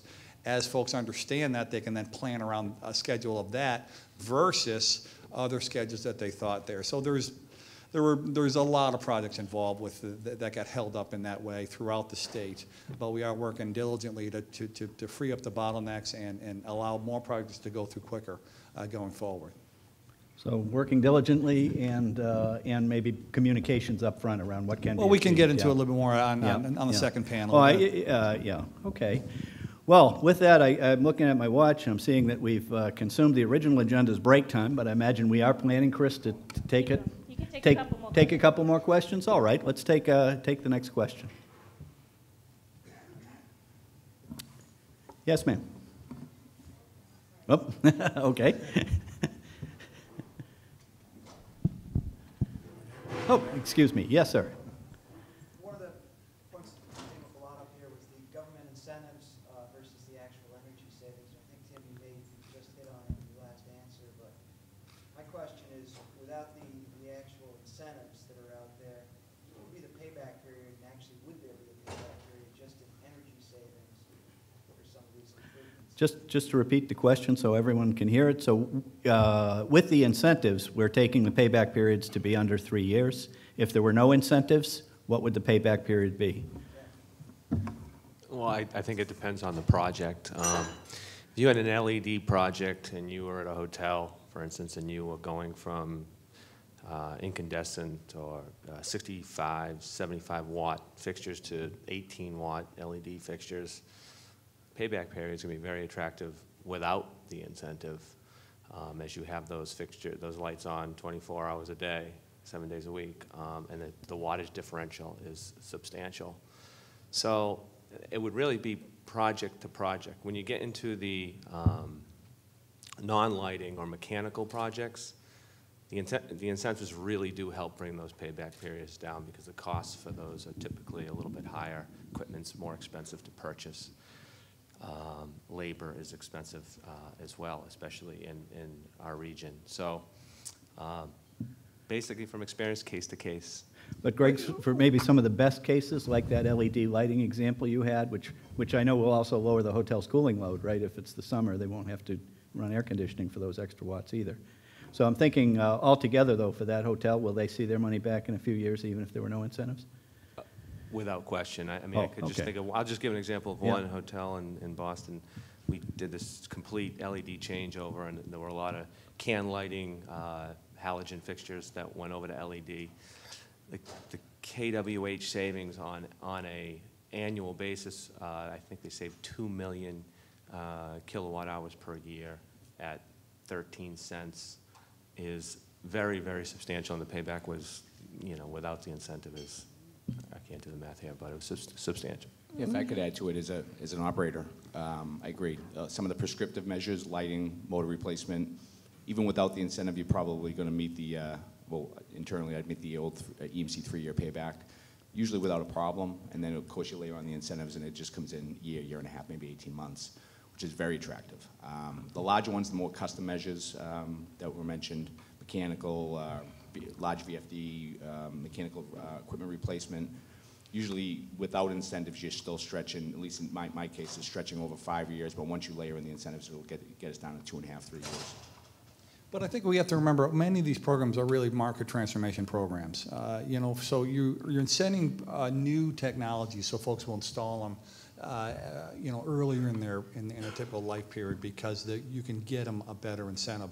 Compact fluorescent light bulbs, for example, are not incented by utilities anymore because they're now standard lighting for lots of systems out there. So we're always looking for the new products and new systems like the LED to advance the system. So these are really just to get people over the hump to get started so that the volume will grow and the costs will drop, similar to the renewable you know, subsidies. The price of solar has gone from $7, $8 an installed watt down for these projects that Hanover built of somewhere in the $3 watt range. I mean, it's because of the volume those prices have dropped. So incentives are really designed as this market transformation tool to actually get more projects out there quicker so you can lower costs to all customers. To just point out quickly, you also have maintenance savings as well. So now you have these engineers, folks at a business, at a hotel, that aren't changing light bulbs on a daily basis because now the life of these LED products are 50,000 hours, so they're lasting 5 years before anyone does anything to them. So there's an additional benefit just above and beyond the cost. Right, so there's a lasting benefit. I see other questions. I'll take you in the back, sir.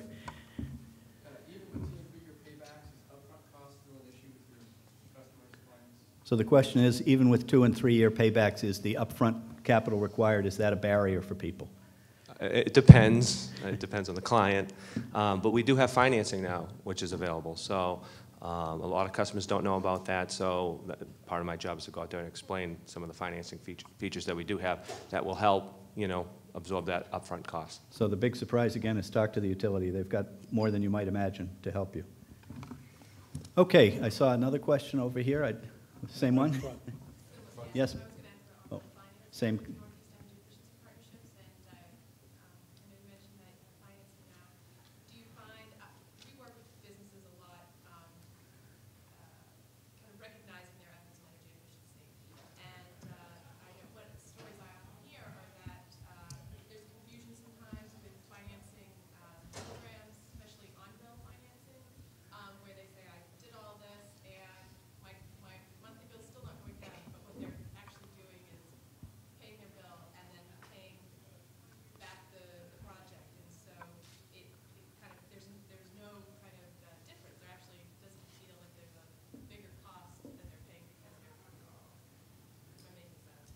Yeah, no, I think I follow you, and for the whole, if everyone can't hear you, I'll just say the point is that the on-bill financing might come as a bit of a surprise to a customer, right? Because their bill at first isn't going down because they're paying back the capital. They didn't have to reach in their pocket and get any money, but they're paying it back. But after the 3-year payback period, that capital will be repaid and any financing costs, and then they're going to see only savings, and their bill will go down.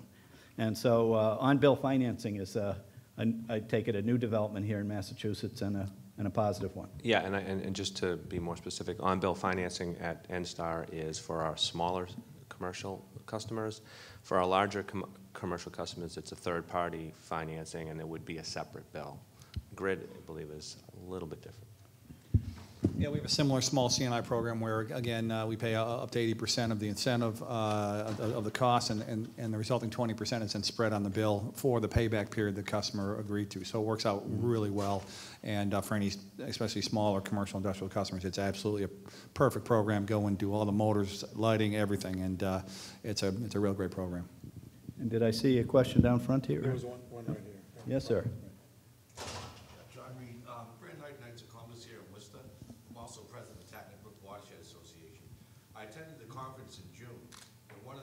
Things I've seen happen from that, I want to congratulate the Worcester Business Journal for doing it, was the concern on the tie-ins for the green solar. The rate that we had was going to be reached, and the people investing in it were hesitant about doing it. Since that time, the legislation has passed our government. And talk about efficiency in terms of energy, the business community investing in green. I just can't be happy to be here. And to say to everyone, This is wonderful. Central Mass is a leader in this state. This state's a leader in this country.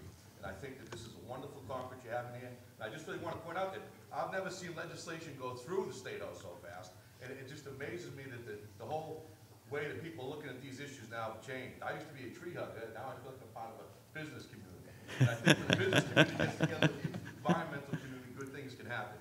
So I just wanted to point that out, that legislation was amazing to me how fast it went through. And I've been involved in the Democratic Party and in politics for many years and have followed many legislation, many bills.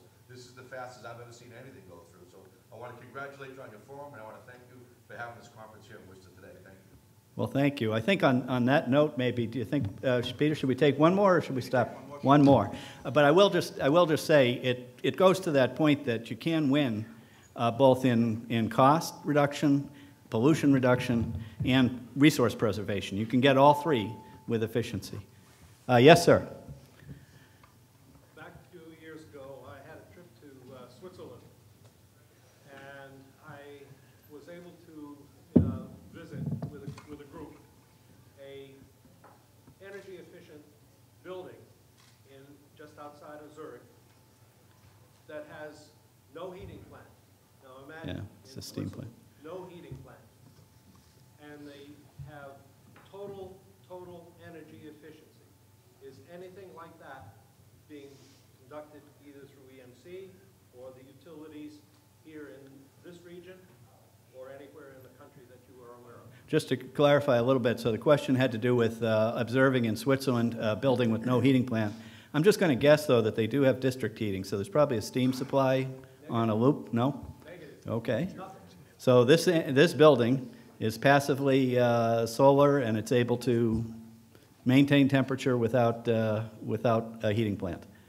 You've heard of this in the literature, I'm sure. You've heard of the heat from lights Yeah. used, body heat within all of the occupants in that building, all of the solar heating of the building. All of those elements are all computed into the efficiency of that building, and there is no heating plant. Impressive. So I don't know if people have seen anything like that here in Mass. Significant, just a large solar thermal project with lots of mass that absorbs the heat and then slowly gives it off over time. And either that or things like geothermal are also very exciting to go try to work forward. They're a little pricey, but there's a LEED certification that many of our customers are involved with, which is really trying to drive those costs down. Also, the whole issue of the zero net energy building is another thing that's going on quite a bit here in the States. So I think there is that opportunity in the States, and it is going on. It's just not being as publicized, I think. So we're starting to see it, is what you're saying. Okay. Peter, what do you think? Good. Well, let me, folks, why don't you join me in thanking the panel? I thought that was very, very interesting. All very expert in the fields. And our break will be until? 10 minutes, yeah. 10-minute break. So 10-minute break till 10 o'clock for the next panel. Thank you all very much.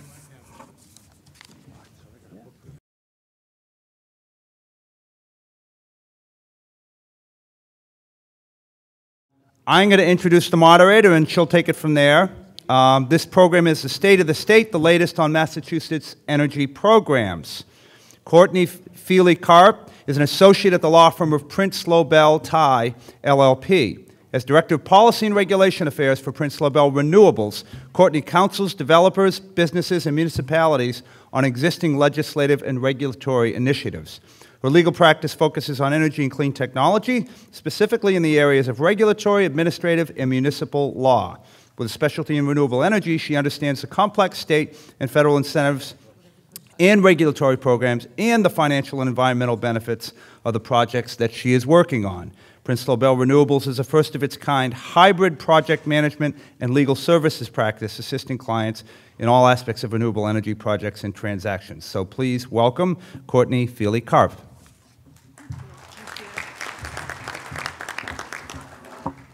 So good morning, everyone. So I'm assuming after the first panel, anyone who hasn't already gotten an energy audit and is all ready to go is going to be doing that, and Tim will take your names after this session.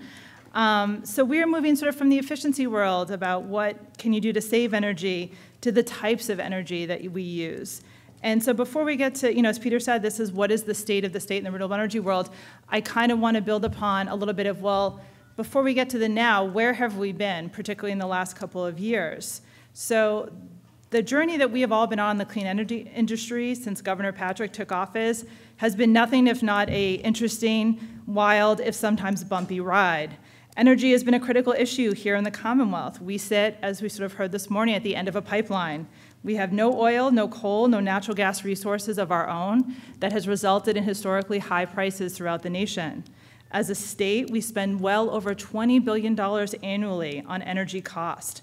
But during the Patrick administration, we have seen what it takes for a state, long able to look at problems such as these and develop innovative solutions and take on these energy ones. The state has set goals for itself, its cities, its towns, businesses and residents to consume less, to pollute less, and to help develop our own energy resources. And the results have been creating badly needed jobs in the efficiency and renewable sector. Worcester in particular has answered this challenge. It has become a green community, one of the first. And I am sure we will hear from John in the next panel on the city's energy accomplishments. Across the state, we have installed 174 megawatts of solar, 61 megawatts of wind. We have seen advances such as the anaerobic digester facility in Jordan Farm, also sneak preview of the next panel, that is being looked at as a model for this technology and other agricultural uses in managing their organics and controlling their energy costs. Today, 5,000 clean tech companies in Massachusetts employ 64,000 people. If that number's wrong, I'm sure Alicia will check me on that one. We have seen the successes to date of the Massachusetts clean energy economy, but the question before us today is what really is the state of it right now, and more importantly, where are we going? So, to answer this question, we have assembled a renowned panel of experts, and I'm going to just briefly introduce them before we get to it. So sitting immediately to my right is Dwayne Breger. Dwayne is the director, or so my left, you're right.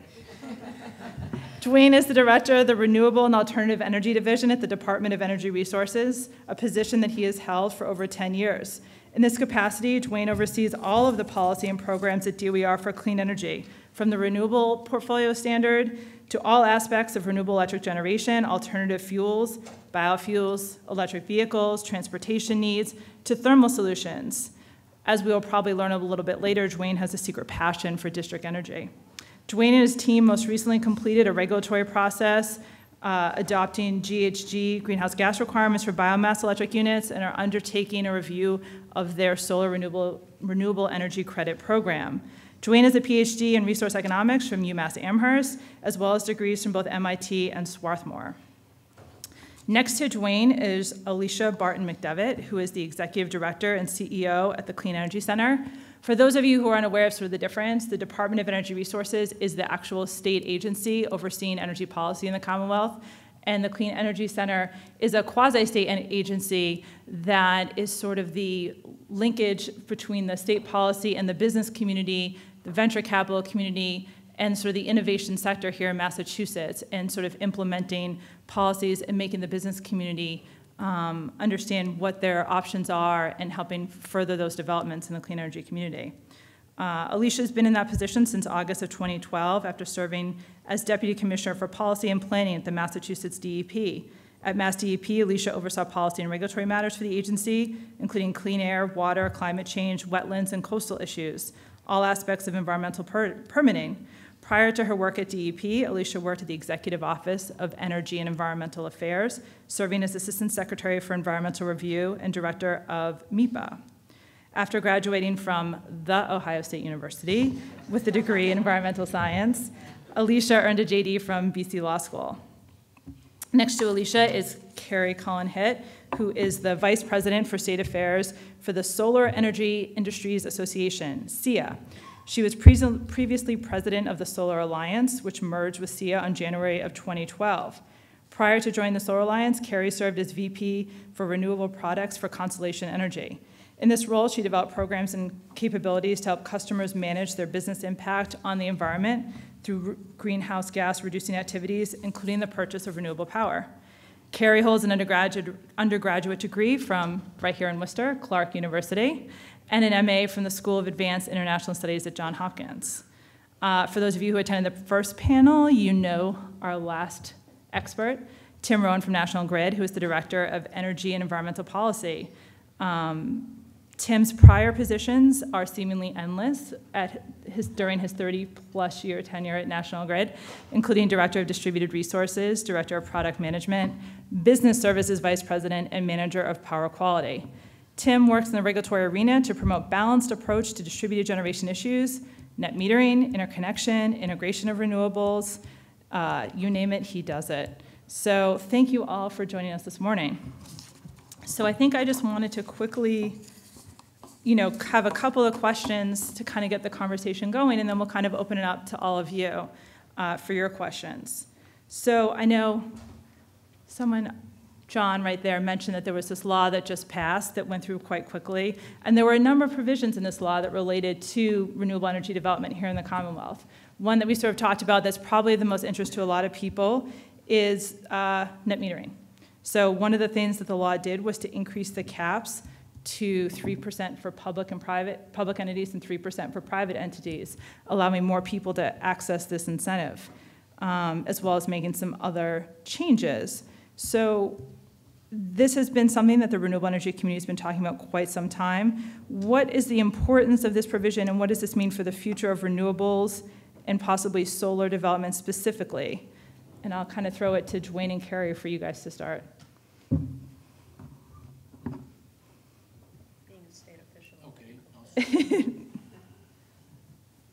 Hello? I think it's on. Okay, thanks. Thanks, Courtney, and thanks to the Worcester Business Journal for putting this event on. It's a real pleasure to be here.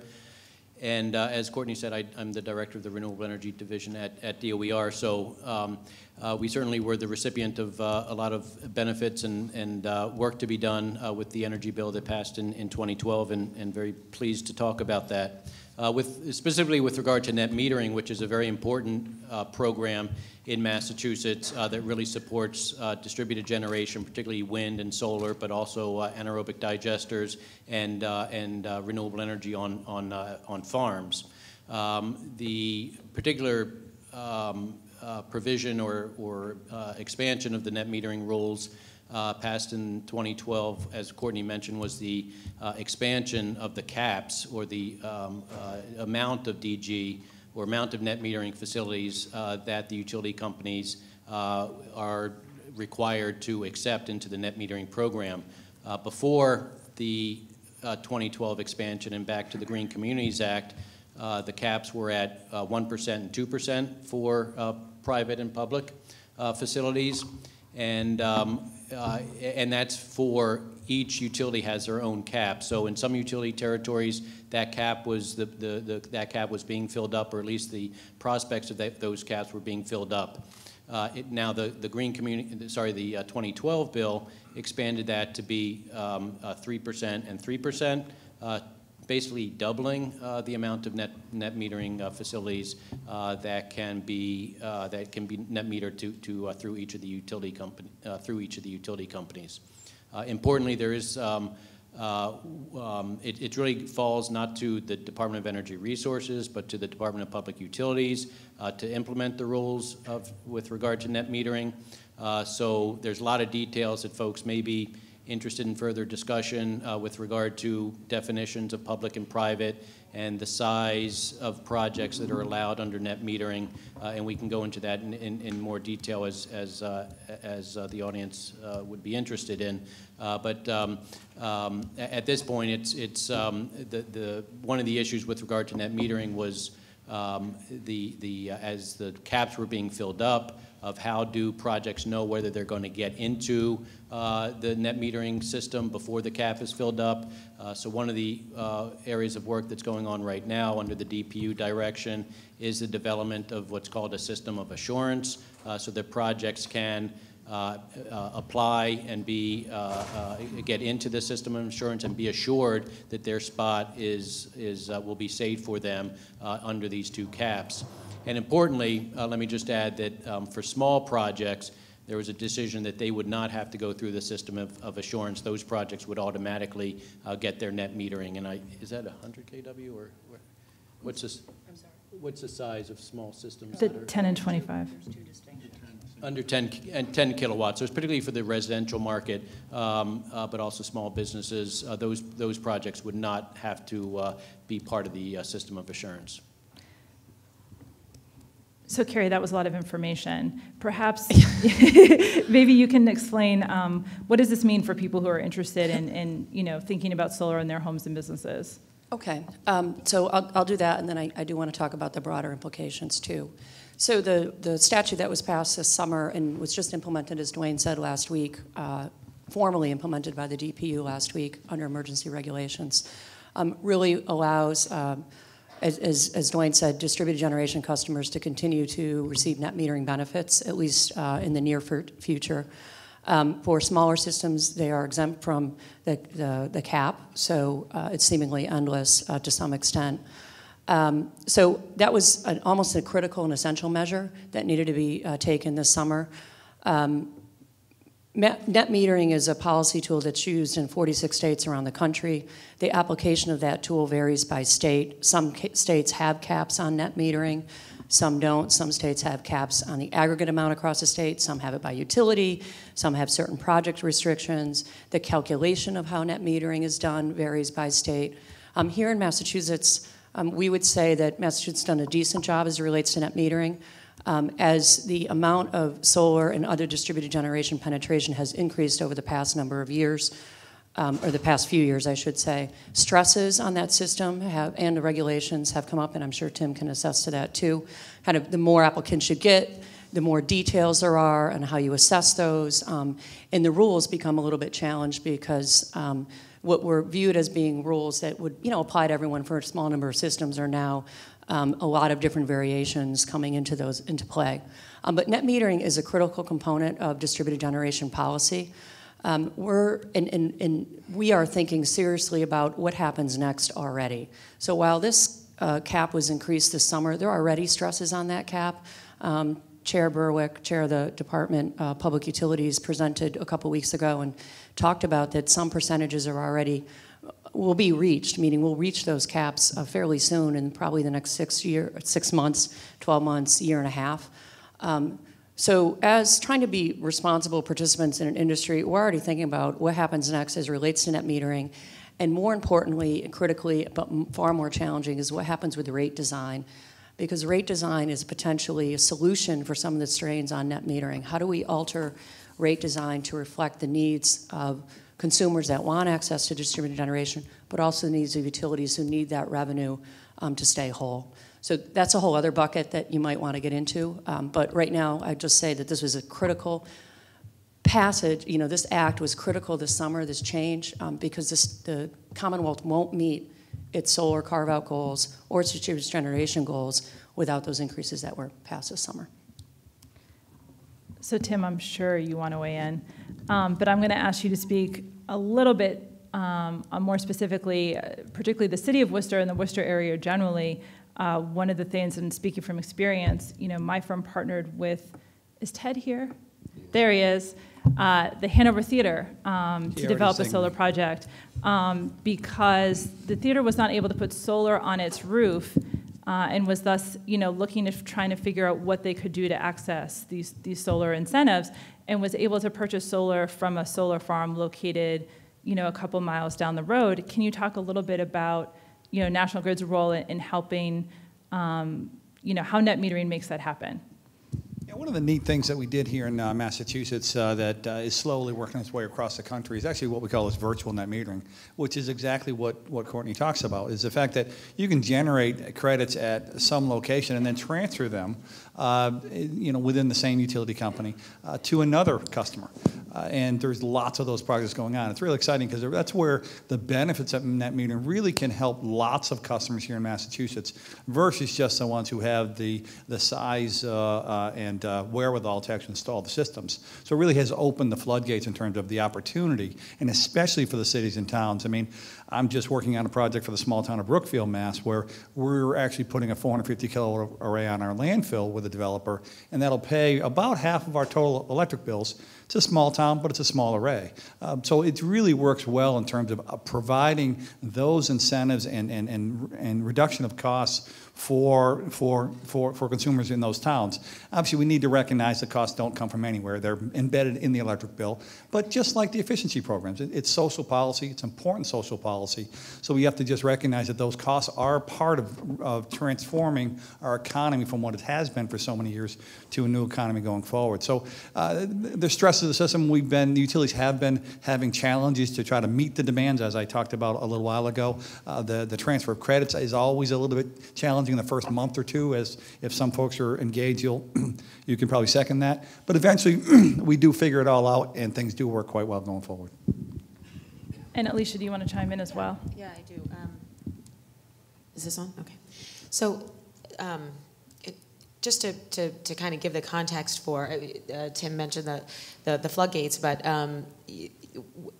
in terms of the benefits of this expanded net metering provision, and it really is part of the mix of incentives that are out there that is fueling what we've seen as a really dramatic explosion in something like solar energy adoption. So I think you mentioned at the beginning that there's 174 megawatts of solar installed in the Commonwealth now. That's up from about 5 megawatts about five and a half years ago. So I mean, it's been a dramatic increase. So when you take the expanded net metering provisions in conjunction with the other incentives that are available, the solar renewable energy credits that are administered by the Department of Energy Resources, on the residential side, solar rebates that are available for residences through the Commonwealth Solar 2 program that the Clean Energy Center administers in connection with the net metering benefits, what you really see is a combination of incentives that have brought the cost of solar adoption down to a significant degree that is really influential in changing behaviors and encouraging people to adopt solar. So for example, I just wanted to talk very briefly about a program that Clean Energy Center works on with the Department of Energy Resources called Solarize Massachusetts, which is essentially a group buying program for solar combined with a coordinated public education and outreach campaign. So a community signs up through the Solarize program and partners with an installer to directly target residences and businesses in that community and to make contracts available to them. And we started this as a pilot last year, and it was really successful, so we did it again this year. And we just wrapped up the program that went throughout the summer and closed this past Sunday. And what we saw is that in 17 communities across the Commonwealth, just in that several-month period, over 800 new solar and small business contracts were signed for a total of 5.1 megawatts of new solar power that will be installed on the heels of that program, which is just a really phenomenal adoption rate that you see in those communities. And so that's, it's great to talk about the policy and understand, the complexities that go behind driving these incentives. But when you put them in place, we have seen that it really does affect behavior and drive adoption. Outstanding. And I know we can kind of come back to solar a little bit, but I do want to, before we open up to questions from the audience, I want to touch on a couple of other different kind of technological areas to kind of open up this conversation a little bit. But one of the other major changes in this net metering law was now to allow anaerobic digesters to participate in the net metering program. Previously, only those digesters at farms, have been allowed to participate. And I'm going to just sort of throw this question out there. How many people, when I say anaerobic digestion, know what that means? Oh, you guys are such a good crowd. I thought I was going to have to talk about poop. All right, so this is good. So all right, so this was one of the major changes. And Alicia, I don't know, I can speak a little bit if you want to, putting your DEP hat on, sure, kind of speak to how DEP has been very, very excited about this possibility in terms of as a solid waste organics solution, but then more importantly also as an energy cost control. And I know we'll be hearing from Bill about Jordan Farm in the third panel, but could we talk a little bit about, what does this mean and what kind of, what kind of potential sites do we see for this technology? And Dwayne, I'm expecting you to weigh in. Sure, I'm happy to kick it off. I would invite Dwayne in particular to join me. So again, it does sound like many people know what anaerobic digestion is, but essentially you divert organic waste and source separate it, and then put it in an anaerobic digester, which creates biogas and heat that can be converted to electricity. It's something that we have seen deployed so far at Jordan Farm in the Commonwealth, and so I won't get into that. But what we haven't seen is a full-scale commercial operation of, for example, food-based organic waste diversion. And so the reason that at the Commonwealth we're really, really excited about the potential for anaerobic digestion is because it hits on a bunch of our energy and environmental goals. On the environmental side, it is going to be critical, a part of the solution to diverting organic waste from the waste stream. We do have a landfill capacity problem, and putting organic waste in landfills does generate methane, a potent greenhouse gas. And if you can divert that material, you can help solve our solid waste challenges while also transitioning to something that is a pretty reliable source of energy if you can create the feedstock and the right type of facility. It operates unlike wind and solar, which has more variable generation depending on if the wind's blowing or the sun's shining.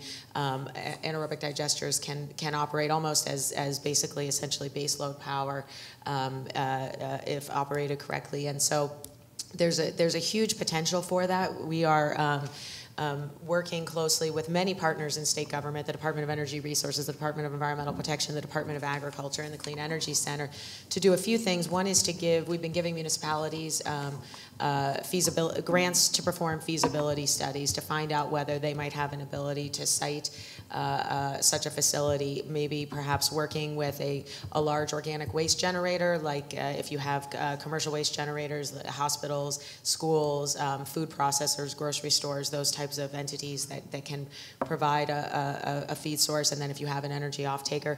The other thing we've been doing is looking to state facilities like hospitals or prisons or universities where we again might have that opportunity to get this kind of win-win of solving a solid waste problem and converting that to clean energy.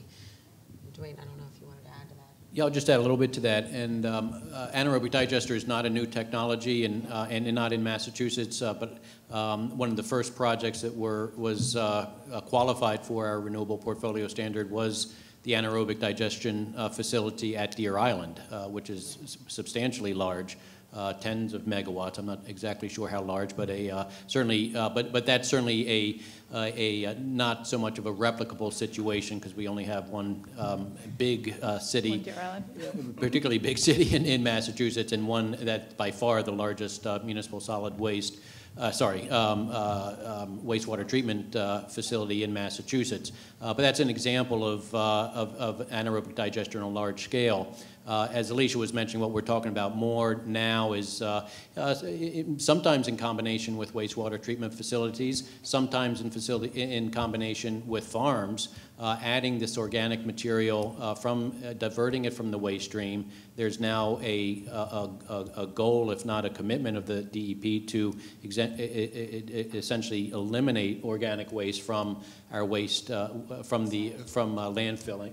landfills. So we're looking for other opportunities to use that organics, and quite frankly, it's actually a valuable product when you think about it in terms of energy production.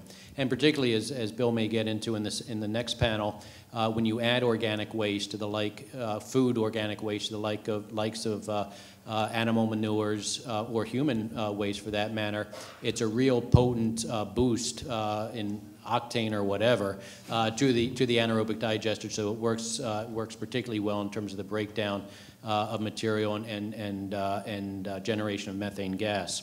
I just also chime in addition to net metering, which is obviously an incentive for anaerobic digestion. Anaerobic digesters, to the extent that that digester gas then goes through typically an engine generating electricity and generating heat.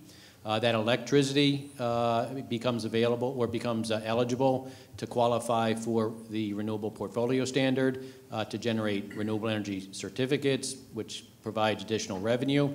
And furthermore, as DOER recently announced or decided, and we're trying to get the word out there, Bill certainly knows, a lot of these facilities, anaerobic digesters can become combined heat and power systems. So they're generating electricity, but they're also using the waste, quote unquote, waste heat that comes off of the engine Typically, anaerobic digesters need that waste heat to drive the anaerobic digester itself. It has to maintain a certain temperature. We just announced that we will allow that thermal energy that goes back into the digester to count as useful thermal energy to the extent that the digester is not just producing fuel for the engine, but also producing really good fertilizers, really good animal bedding materials, and other byproducts. So to that extent, these anaerobic digesters can also become efficient combined heat and power systems. And to the extent that they can do that, they can also be eligible and qualify for our alternative energy portfolio standard in addition to the RPS standard. And through that APS, or alternative portfolio standard, they would also generate a different set of certificates, alternative energy certificates, which can also be sold into the marketplace for additional revenue. Thank you, Dwayne. I kind of want to take a little bit of a step up to like the 25,000 foot level for a moment, and kind of, we've been talking about, you know, individual projects at individual locations, but I think one of the things that sort of colors all of this, and I know, Tim, obviously you have experience with sort of the concept of integrating all these different technologies into our grid. And I guess the question is, where is our grid going? And it sort of has two parts. Obviously, you know, Worcester is the pilot site for National Grid's Smart Grid program. And I guess maybe I should ask, is anyone here enrolled in the Smart Grid program? All right, interesting. Okay, so Tim, if you want to talk a little bit about the Smart Grid and what National Grid hopes to kind of learn from its pilot, but also more importantly, the Department of Public Utilities has opened up a notice of investigation on what they're calling grid modernization, and you know, are asking a lot of really big questions. And kind of maybe if we could talk a little bit about what does that mean for how we think about our electric use moving into the future?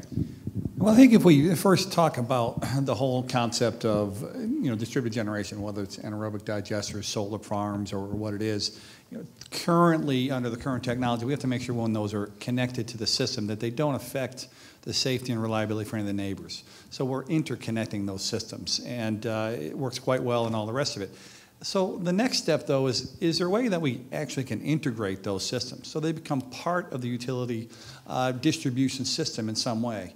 There's talk about what we call non-wires alternatives, which we work on quite a bit here at National Grid. We have a pilot down in Rhode Island right now. We're working on trying to defer a $2 million substation expansion by using customer-side resources from both the efficiency we've been doing for years in the area and more targeted efficiency to additional renewable DG. We're looking to install some solar projects down there, but also, you know, some level of load control for those customers, so they can either participate actively or passively to manage their load, so that cumulatively, when you have lots of customers, thousands in an area, they can manage their load in a way that helps reduce the peak loads in the system. If you can kind of make that a system, if you will, that's really the long-term goal, but there's got to be obviously something in it for the customers.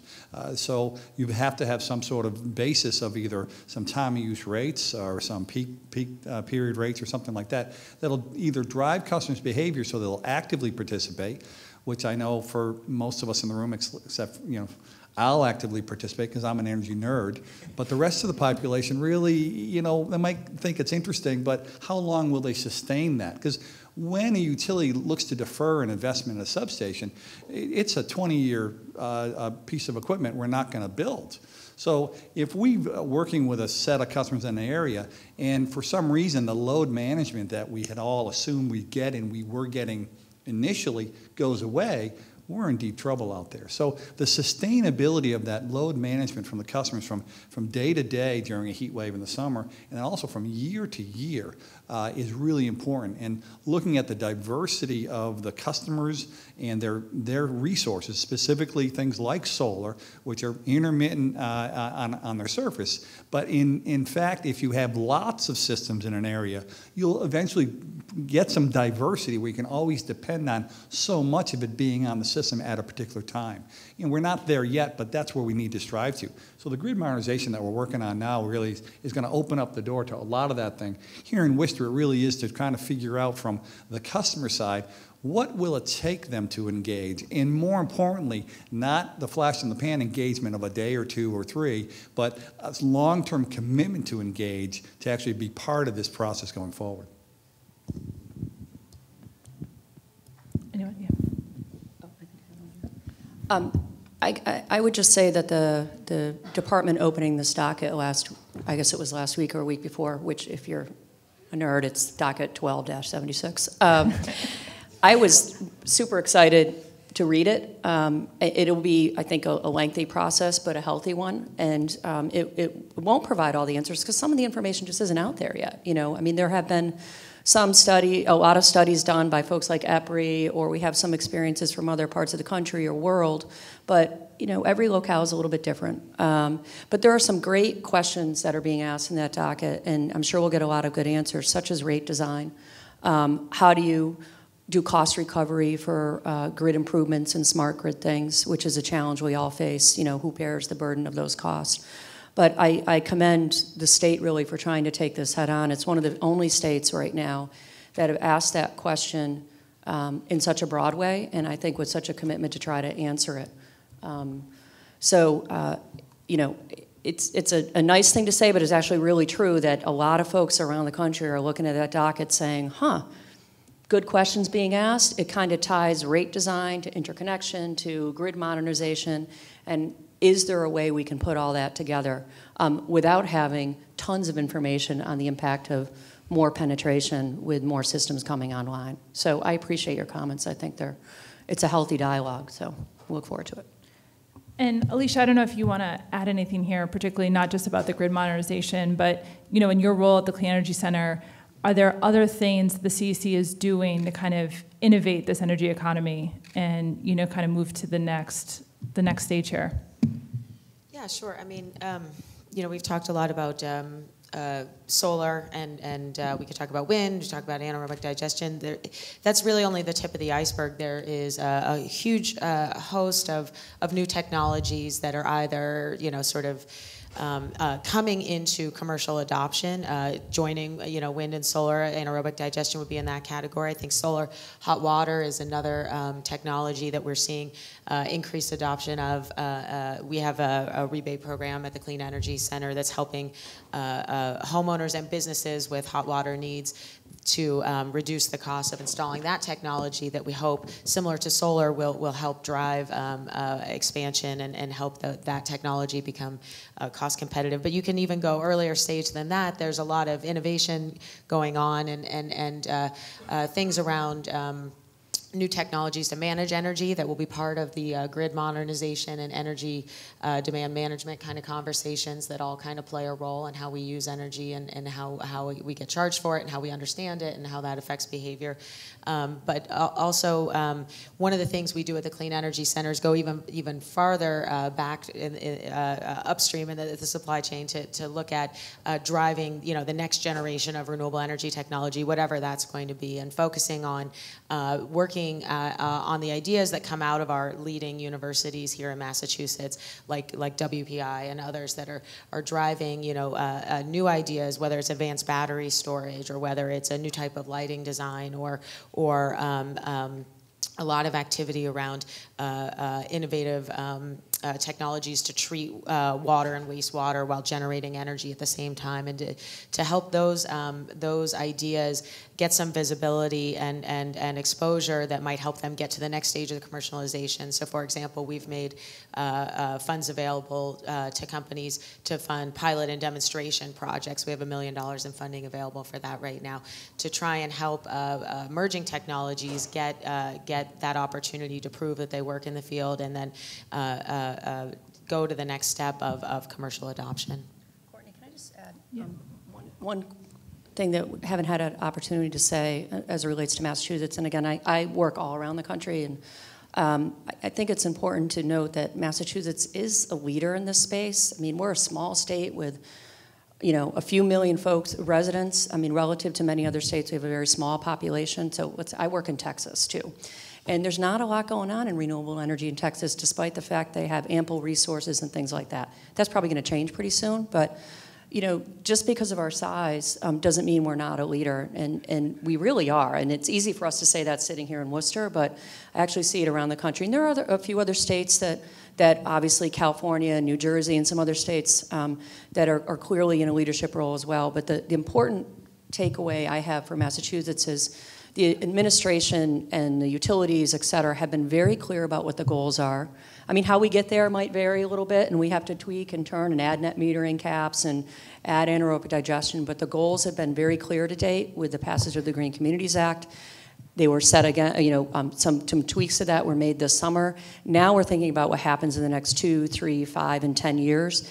And as long as the state continues to be very clear about its goals and its interest in getting investment in the state, maybe it's not manufacturing because it's pretty hard to compete in the manufacturing side. Maybe it's all the other stuff that leads up to that in the upstream.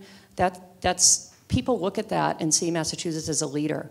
You'll see on in your folders there's a fact sheet that's a little dated because it was only 6 months ago, and the number of solar installations in the state have increased dramatically. But on that is a more kind of interesting is a pin chart on the back that shows just the number of our estimated number. I don't think it necessarily matches the CEC. We do a survey every year, and I'm sure there's more there. But just to show you the variety of folks that are involved in the state in solar, from upstream development to installation to financing, et cetera.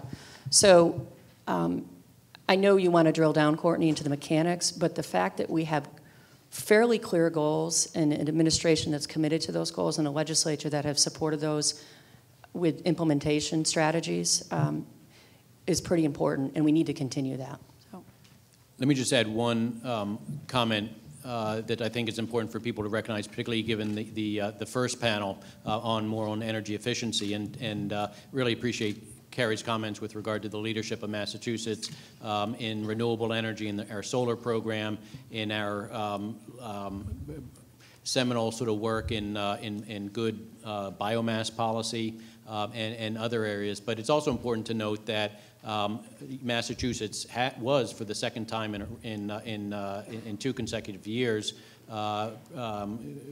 given number one rating in energy efficiency work from the ACEEE, the American Council for an Energy Efficient Economy. That's a really good feather in our cap, a real good testament to the leadership from the governor down to the state agencies and directly to the utility programs that implement all this energy efficiency work. So coming from the renewables guy, I know that energy efficiency is our first fuel. Whenever we do renewable energy projects, we're really try to make sure that energy efficiency is done first. That reduces the capacity of the solar or the renewable energy project that needs to be put into place to meet the loads, and just recognize that as much as we've really have taken a leadership in renewables, we're very well regarded as number one in energy efficiency. And to Carrie's point, we did beat out California. I should have mentioned that. Yeah. Can I just jump in on the sort of the economic development side and what we've seen as a result of this nation leading investment, and thank you for your comments, Carrie, as well, because those are usually my talking points about why Massachusetts is a great place to do business in the clean energy sector, because that's what we do at Clean Energy Sector. We're dedicated to growing clean energy as an economic development sector, actually, and that's where we build on the policy work done at DOER, and what we've seen is actually really, really dramatic results from the nation leading investments in things like energy efficiency and progressive clean energy policy. Courtney, you did say at the beginning 64,000 clean energy jobs. That was actually as of about a year ago. That jumped from July 2011 to July 2012 to 74,000 jobs in the clean energy sector in Massachusetts, which is an 11.2% increase in 1 year. That makes clean energy the fastest growing sector of the Massachusetts economy. We are still a small part of the overall Massachusetts economy, about 2%, but really rapidly growing. 11.2% is a number that you just don't see really in any other sector, in any other state. It's something that is really exciting, and the employers that participated in our survey where we did that that industry study that came up with those numbers, said they're predicting between 12 and 13% growth over the next year as well. So Carrie also touched on, the range of activities going on in the solar industry here in Massachusetts. It's a broad-based, kind of sector where you have not only a range of technologies that we already touched on, but a range of activities. It's everything from, sales and distribution to research and development to installation and maintenance, and energy efficiency, for example, is the largest sector of jobs, and there's a lot of jobs in the installation of energy efficiency measures. But to your point about manufacturing, actually, that's an area where we've seen a lot of increase which is surprising to a lot of people. But in that 1 year time period, we saw over 35% increase in manufacturing activity in the clean energy sector here in Massachusetts as well. So there's some really exciting trends there that I think really convincingly make the case that if you make these public policy investments, that you see on the ground economic development results. Awesome. All right, so with that, I think I'd like to try and open up to questions from all of you. Who has one? This would probably be for Dwayne. The first auction for SREX is due to happen in August, I believe. And I knew this was coming. I heard you mention you're looking at the program itself. So two questions, really. One, what are the expectations for that auction? And two, what kinds of things are you looking at, and should we anticipate change in that program? So for those of you who didn't hear, the question is, what does Dwayne think is going to happen in the first 2012 SREC auction? Do you have a magic 8-ball over there? 8-ball, because I think it's about the most accurate portrayal we can get. And what kind of changes is DOER looking at with respect to the SREC program? Sure. Appreciate the question, and I'm sure it's on people's minds. Yeah, the solar carve-out of the RPS program was first implemented in 2010. Based on, when we put together that program based on statutory authority from the Green Communities Act, we really did look around at the other state experiences with solar programs, and did recognize that we wanted to be real careful to avoid the sort of ups and downs of the markets that were experienced in New Jersey and other markets with regard to the imbalance that can quickly arise between the supply of SRECs and the demand of SRECs from the compliance obligated parties, the utility companies and the competitive suppliers.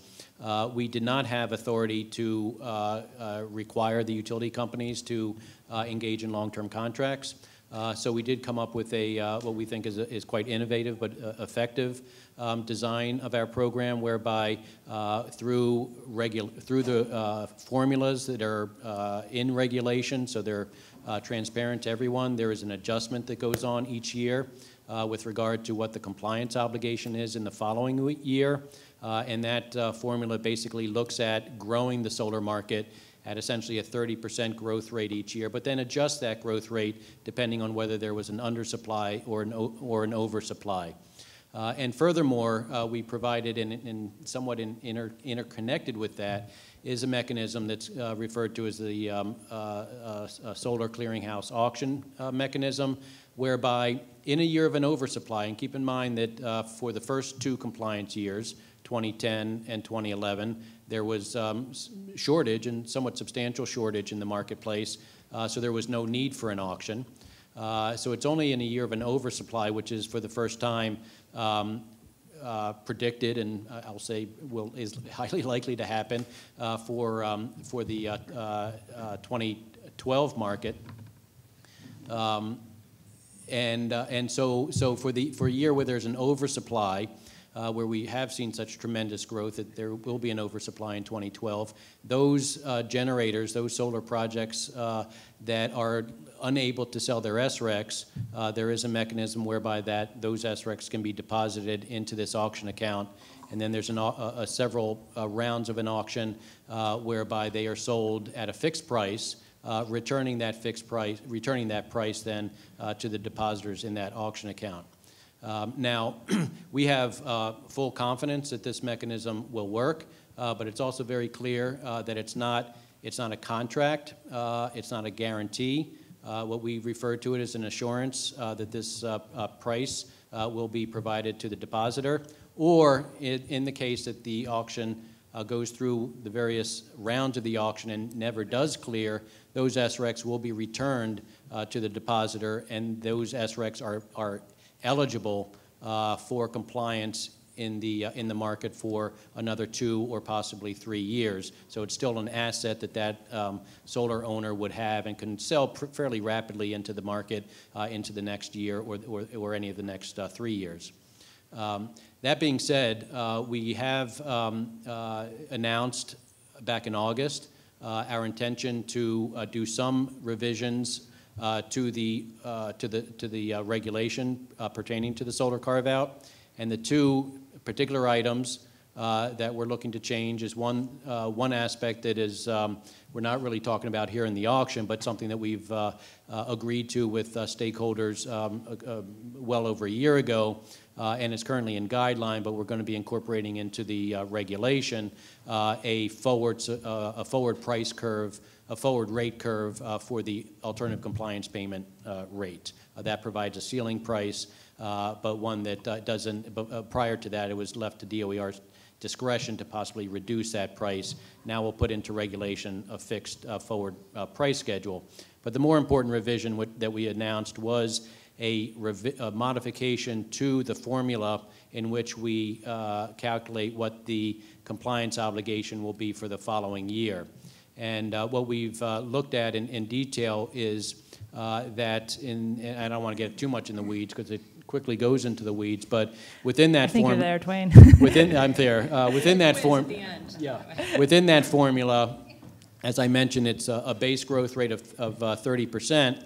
But in the case of an oversupply, essentially, in case of an oversupply, we want to grow the market faster to absorb that oversupply. In the case of an undersupply, we want to retard the growth a bit to allow the supply to catch up. So within the formula, we subtract out what's called the alternative compliance payments, which is a indication of a shortage. And since we've had ACP payments for the first 2 years of the program, despite the fact that we really need the formula should react to the current market conditions where there is an oversupply, where the formula currently subtracts out the ACP payment from two prior compliance years. In this case, it would be for the 2011 compliance year. So we're looking to eliminate that term, which would allow the formula to be much more responsive to the current market conditions, and for practical purposes in this case, to increase the compliance obligation for 2013 by, I believe, about 50,000 SRECs, which will be a substantial increase in compliance obligation to really help to reduce the oversupply that is likely to carry over into 2013 as well. So, Dwayne, if we bring it out of the weeds a little bit, would a fair assessment be to say that DOER, launched an innovative program that, DOER believes is a better model than some of the existing ones in California, New Jersey, and other places, but that you guys, as sort of essentially with any new upfront program, are kind of trying to tweak it in response to stakeholder engagement about what's working and what's not, and the focus here is really responding to people who are saying, well, we're having trouble getting the funds to develop these projects, and we're trying to make this regulation as in the weeds as it may be, as transparent and understandable so that people can actually get this stuff built? Well, sure. I mean, I guess, I guess from our perspective, prudent policy making is obviously to put your best effort forward, put the policy in place. We're always sort of in this situation where, on the one hand, the solar stakeholders are generally very supportive of these revisions that we've announced our intention to go forward with. At the same time, we're very concerned and appreciate concerns with regard to what's referred to as regulatory uncertainty in terms of, at our will, DOER will go in and modify regulation. That being said, we're looking at the balance here and recognize and doing this with great transparency and input from stakeholders, and with, I think, it goes a long way, the support of the solar program from the governor to the secretary over to the legislature, is such that there's tremendous support for this program and for the continued growth of the solar industry in Massachusetts, that to the extent that we can move forward with some tweaks, if you will, in the regulation, it is a complicated design, and so it's not that unexpected that some tweaks would be necessary, but always with justification that this is in the best interest of the solar industry, while at the same time not being a burden or really a substantial impact to ratepayers. All right. So can I just offer one quick, very short thing? I think we, from the solar industry, would agree with everything that Dwayne said, generally speaking. I mean, different developers have different perspective on the supply-demand curve. But two comments. One is, this isn't a bad place for the state to be, you know, where we've had a lot of interest in the state and a lot of development. I mean, if you're a developer, it's a little challenging right now because there's excess supply, but this is a competitive market and we have supply-demand that move, you know, if you're an economist, you know, curves move and you're at different points to the curve at different points in time. The second thing is just a comment on what Dwayne spoke to, and that the regulatory certainty does matter. So people recognize there might be a change. It's critical for us, and he knows why I'm saying this, to go through a process quickly, have transparency with it, but have it resolved as quick as possible so that your investors and developers understand what the risks and what the framework are so they can make those investments. And that actually, at the end of the day, reduces costs, because the more regulatory uncertainty there is or risk, the higher the cost is to do things, because people build those costs into the prices that they offer. So our basic message is, let's get this done and get it done right quickly. All right, am I be given the high sign here? All right, I think we're going to have to wrap up then. Go ahead. One more question? Yeah, sure. All right, we'll do one last question. In the back? After all that, what is the timing for changing the formula? So the question is when is the formula going to be changed? Yep, sure. Is the answer soon? As soon as we can, I'll put it that way. But there is a process. This obviously is in regulation. It's a formal rulemaking process.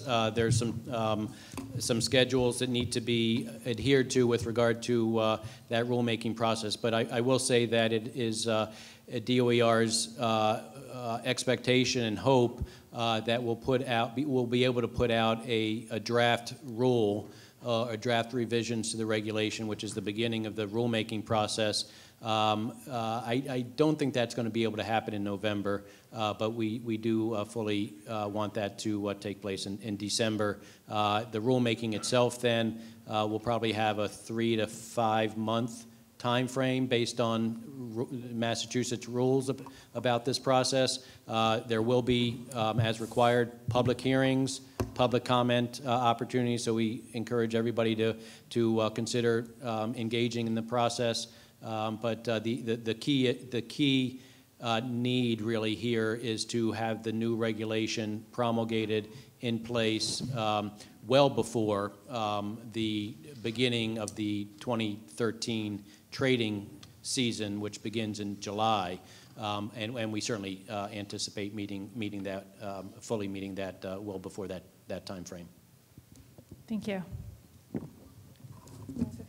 All right, well, thank you all. Courtney, thank you for a terrific job, and thank you to our panelists.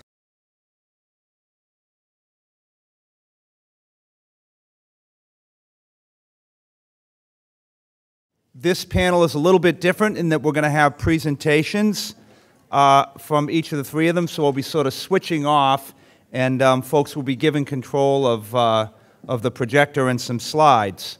We've got Brian Fairbanks, the President and CEO of Jiminy Peak Mountain Resort.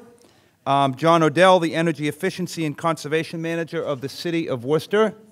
There's John over there. And also Bill Jorgensen, who's the Managing Partner of Agreen Energy, LLC. And so, rather than do full intros, I'm going to introduce each of them as they come up and present. And just so you know, if you look at your program, you'll notice an extensive write-up of each of our speakers, and it says absolutely nothing about me, which means I may not be qualified to be up here, so my role is really as a facilitator to sort of help get these stories told We hope that the presentations take 10 to 12 minutes, and then we'll have some Q&A of 10 or 15 at the end and wrap up by 11:50. So first, Brian Fairbank, a ski industry icon and a keynote presenter at the Mass Energy Summit 5 years ago. Brian Fairbank and his organization of ski areas have been at the forefront of renewable energy usage since they installed the first 1.5 megawatt wind turbine in North America at Jiminy Peak back in 2007. That wind turbine installation spurred the creation of EOS Ventures, a group that has developed more than 30 megawatts of renewable energy throughout the Northeast and Mid-Atlantic states. On the skiing side, Fairbanks firms now manage the Cranmore Mountain Resort in Conway, New Hampshire, as well as Bromley Mountain Resort in southwestern Vermont, in addition to their Jiminy Peak property in the Berkshires. So please welcome Brian Fairbank. Okay, I got it. Oh, you got it. Okay, got it. Listening to the other two panels made me actually feel pretty good about what we've tried to do over the last 15 years when I look at what National Grid has done to help us along the way. And so what I'm going to quickly do is walk you through what's happened to our lives over the last 15 years as it pertains to energy. I'm referring to generation, renewables, and then where we're going. And the first one is, through the help of National Grid, we looked at demand-side management back in the 90s and said, what can we do with our snowmaking technology, because it's one of our biggest energy consumers, and we have advanced the cause of that dramatically over that period of time. We then put CFL lights in back then, and yes, there's new technology. We took the heat from our compressors in the winter and recycled the heat off of those compressors to help heat buildings. We used cooling towers at the mountain instead of air conditioning units to deal with air conditioning. We replaced 4 compressors with 2 high-efficient compressors for our snowmaking plant, and we put in programmable thermostats everywhere. The list goes on, but I thought I'd just cover some of the big points. Well, as a result of that, Jiminy in the last year would have used a little over 9 million kilowatt hours of energy on all of our meters. And because of the conservation, we've been able to shed 25% of that load, so we're using about 7 million kilowatt hours in the course of the year. So that's the resort as its totality, but this guy came along in the summer of 2007, never recognizing how much it was going to change our life, both as a ski resort, but in terms of going in the direction of doing more with energy. That turbine was installed in August and put online in August of 2007, and we were the first ski resort to put in a major turbine on the top of their mountain in North America, including Canada. Well, if you look at it today, because of net metering, the meter that we use for our snowmaking uses 4.5 million kilowatt hours, 4.6 in the course of a year. And if you look at it because of the wind turbine, we're literally 90% of our power for making snow, and some of our lifts and so forth is created because of the turbine. So we're literally taking 10% off the grid. Well, here's what happened to us last year with an electric bill, which I couldn't believe as the year unfolded, that if you look at the first column, that's the bills we got from National Grid for the consumption of power. The second column is the credits that we got for what the turbine was putting out. So at the end of the year, we got a $42,000 bill for energy. And I'm going to show you next what that bill would have been. If you take 4.165 in terms of the output of the turbine, for us, the value of that at 12 cents a kilowatt hour, and it might be up or down a bit, is $500,000. The RECs that we have in a long-term contract are $30, so we bring in $124,000, $125,000 worth of credits. So the total economic impact from our turbine is $625,000 a year. And if you look at that and say, holy smokes, that's sustainable forever and ever and ever.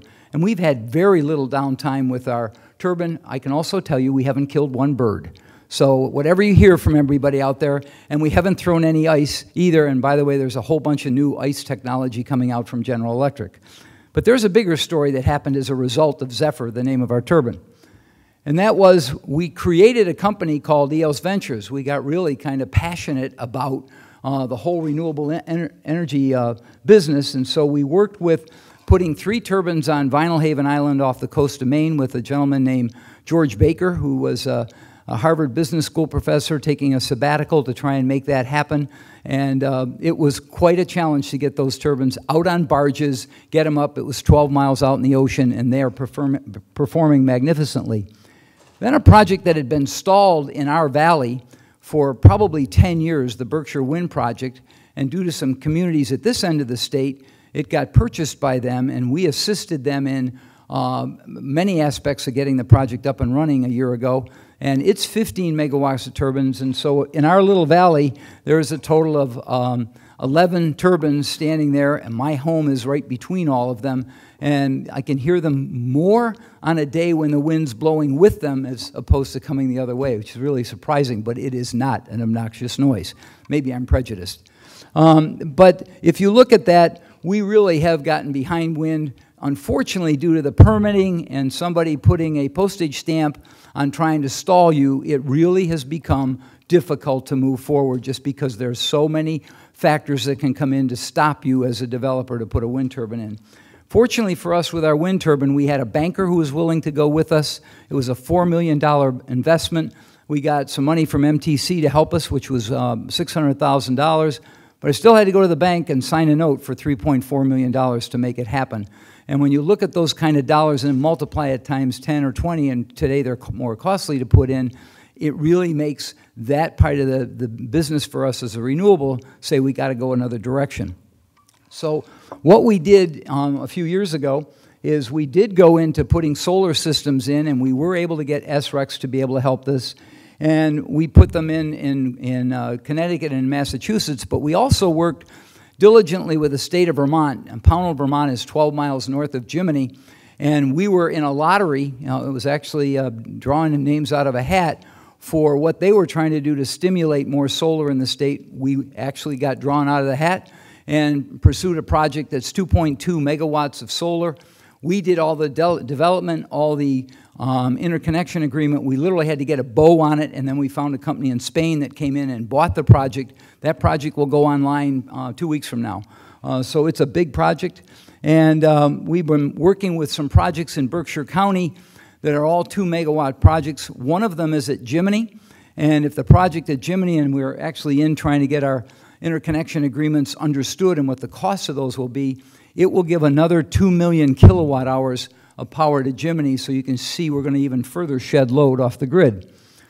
Last year we decided, and we've been looking into cogen units, that we have a hotel at the property, and we put this cogen unit to replace some fatiguing or old boilers, and the benefits of that are really phenomenal in terms of what we get for hot water output, but we also get another 400,000 free kilowatt hours in the course of the year. So investing in a lot of diverse types of ways can help us shed our load off the grid and help us at the resort tremendously financially.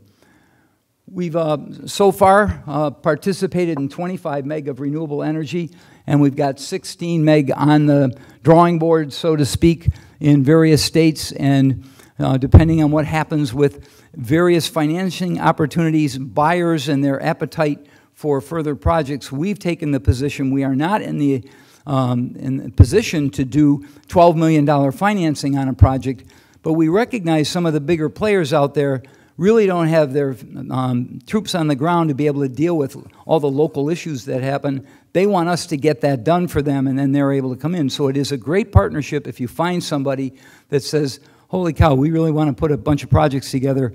We need somebody to be at the back end to take over once we get it permitted. This is what we've done in the Northeast from New Jersey all the way to Maine, and that covers what we've done with solar projects as well as wind projects. And thanks to Zephyr, we're opening for skiing on Saturday morning, and that's what the mountain looked like last night when I came off it.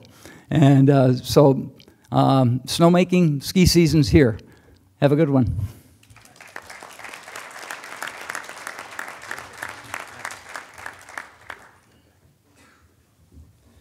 Fantastic. Okay, so next is John Odell, and John is the Energy Efficiency and Conservation Manager for the City of Worcester, which has earlier been lauded by some of the panelists, so John will have to live up to that reputation.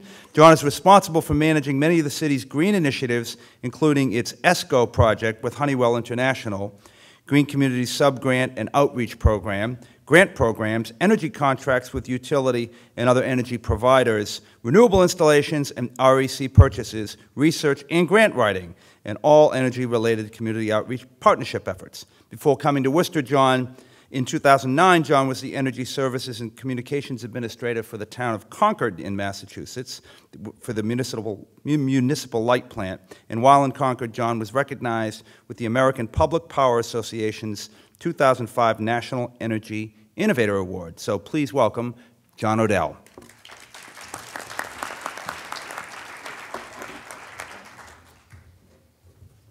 Thank you. It's much easier over there. All right, well, again, thank you for inviting me, and thank you, the Worcester Business Journal, everyone here for showing up on a delightful morning to commute.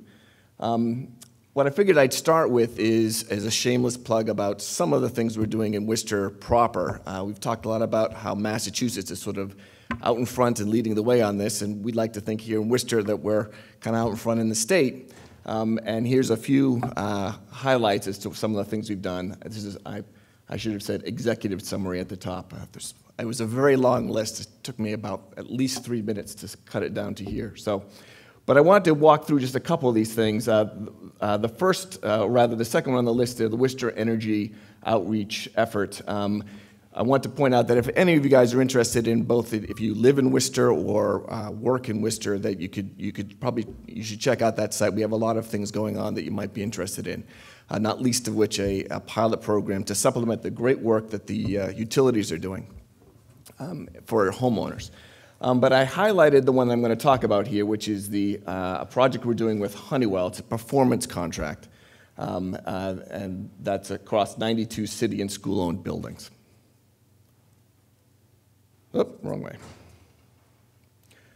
All right, so I want to talk a little bit about the benefits of a performance contract and briefly talk about what that is. Has anyone participated in or familiar with what a performance contract is? Okay, so a few folks. Well, just the short version of it is that basically you're taking the energy savings, the anticipated energy savings over a 20-year period, typically, and front-loading them into financing the cost of the project itself. So effectively what you do is you do an energy audit, you find out what your potential savings are, you go out, usually have a company that does this. There's about 8 or so major players in the market right now. They go out and do the energy audit for you. They put together a portfolio of things you could do with the energy savings for each. Those energy savings are then collapsed from a 20-year period into an opportunity to then bond from a bank that will then recognize that you're guaranteed these savings over the next 20 years and then therefore will finance the project. So your net effect is that you're relatively revenue neutral for a community or a business during the time period, but you get a huge amount of energy savings, and in many projects, typically the idea is that you actually come out a little bit ahead. In Worcester, we did it a little bit different. We weren't really trying to so much get ahead, but we were also trying to do some capital improvements at the same time, and this was a vehicle to do that, which is, of course, as you know, in the last few years has been a challenging period to get any kind of financing.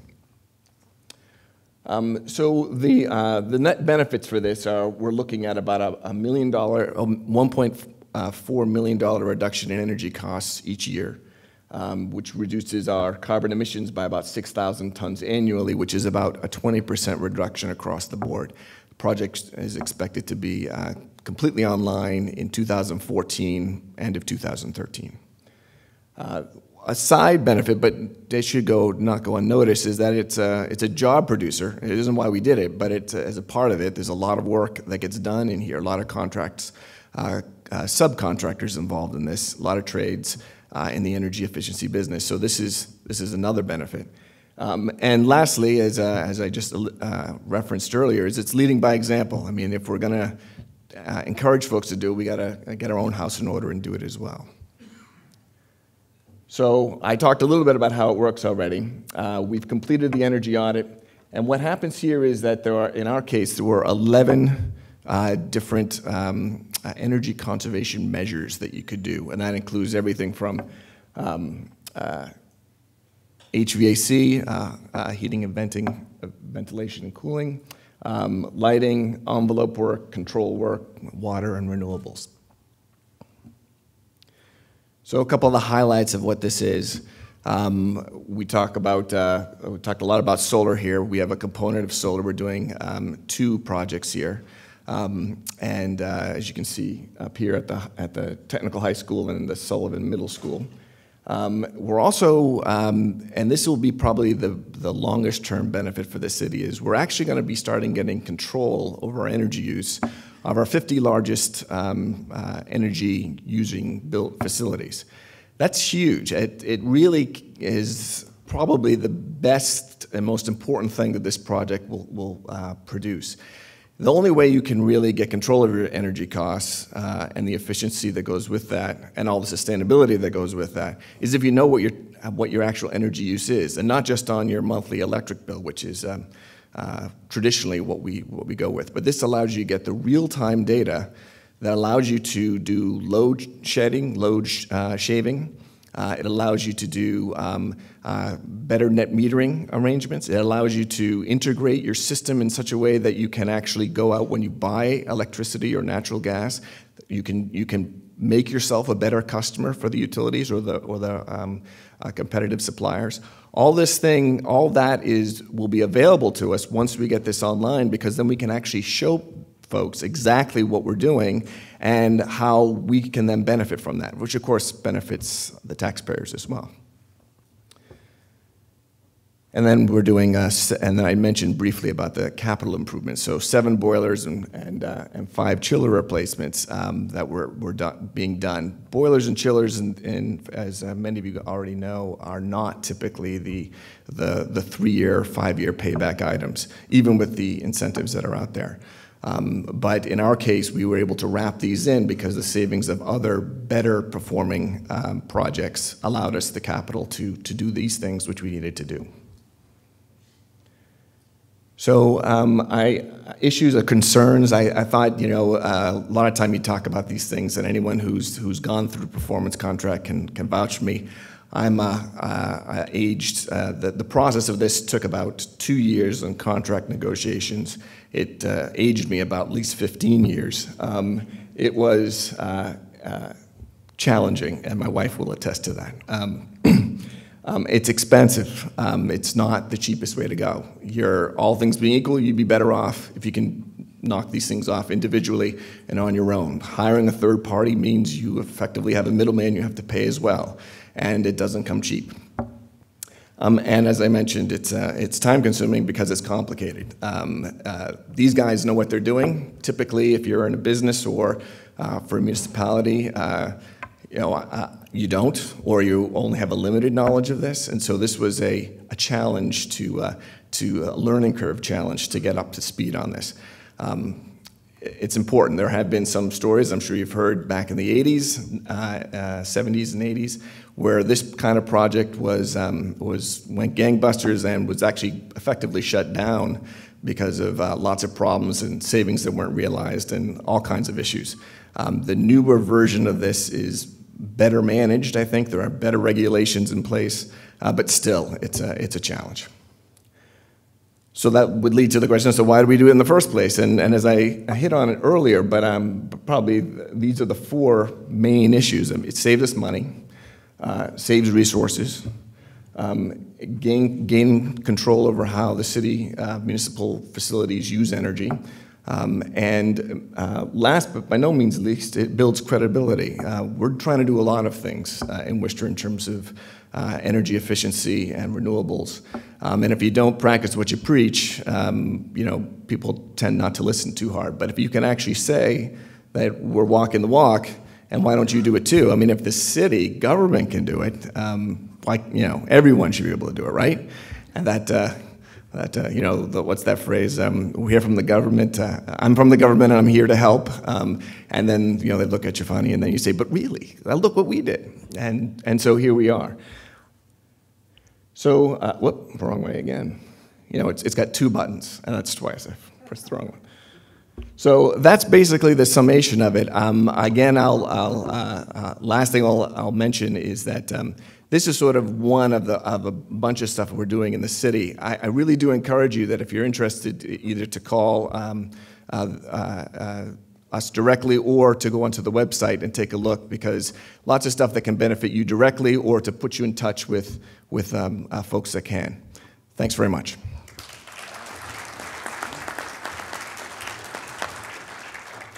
Okay, our next presenter is Bill Jorgensen, the managing partner of Agreen Energy LLC. Now, Bill said to me, just to keep it going, why don't you skip my intro? So I'll cut it in half. How's that? Bill has been engaged in the clean energy, agricultural, and food processing technology industries for 2 decades. AGE, formed 6 years ago under his leadership, is a partnership of 5 family farms and other project participants. So I'll forget what you used to do and just tell us about what you're engaged in right now. Bill, you're up. Okay, let's see if I can do the 2 buttons. That's a digester. That's in Rutland, Massachusetts. It's on the farm, and that was one of the storms, and we hope that it will be the end of the rainbow. What that digester, which is about 35 feet high, and that bubble that you see up there contains the methane gas. We take that methane gas and we turn it into electricity. And we do that by gathering up organic material from food processing plants. And we have about 10 contracts with 10 food companies. We bring that product in a tanker truck.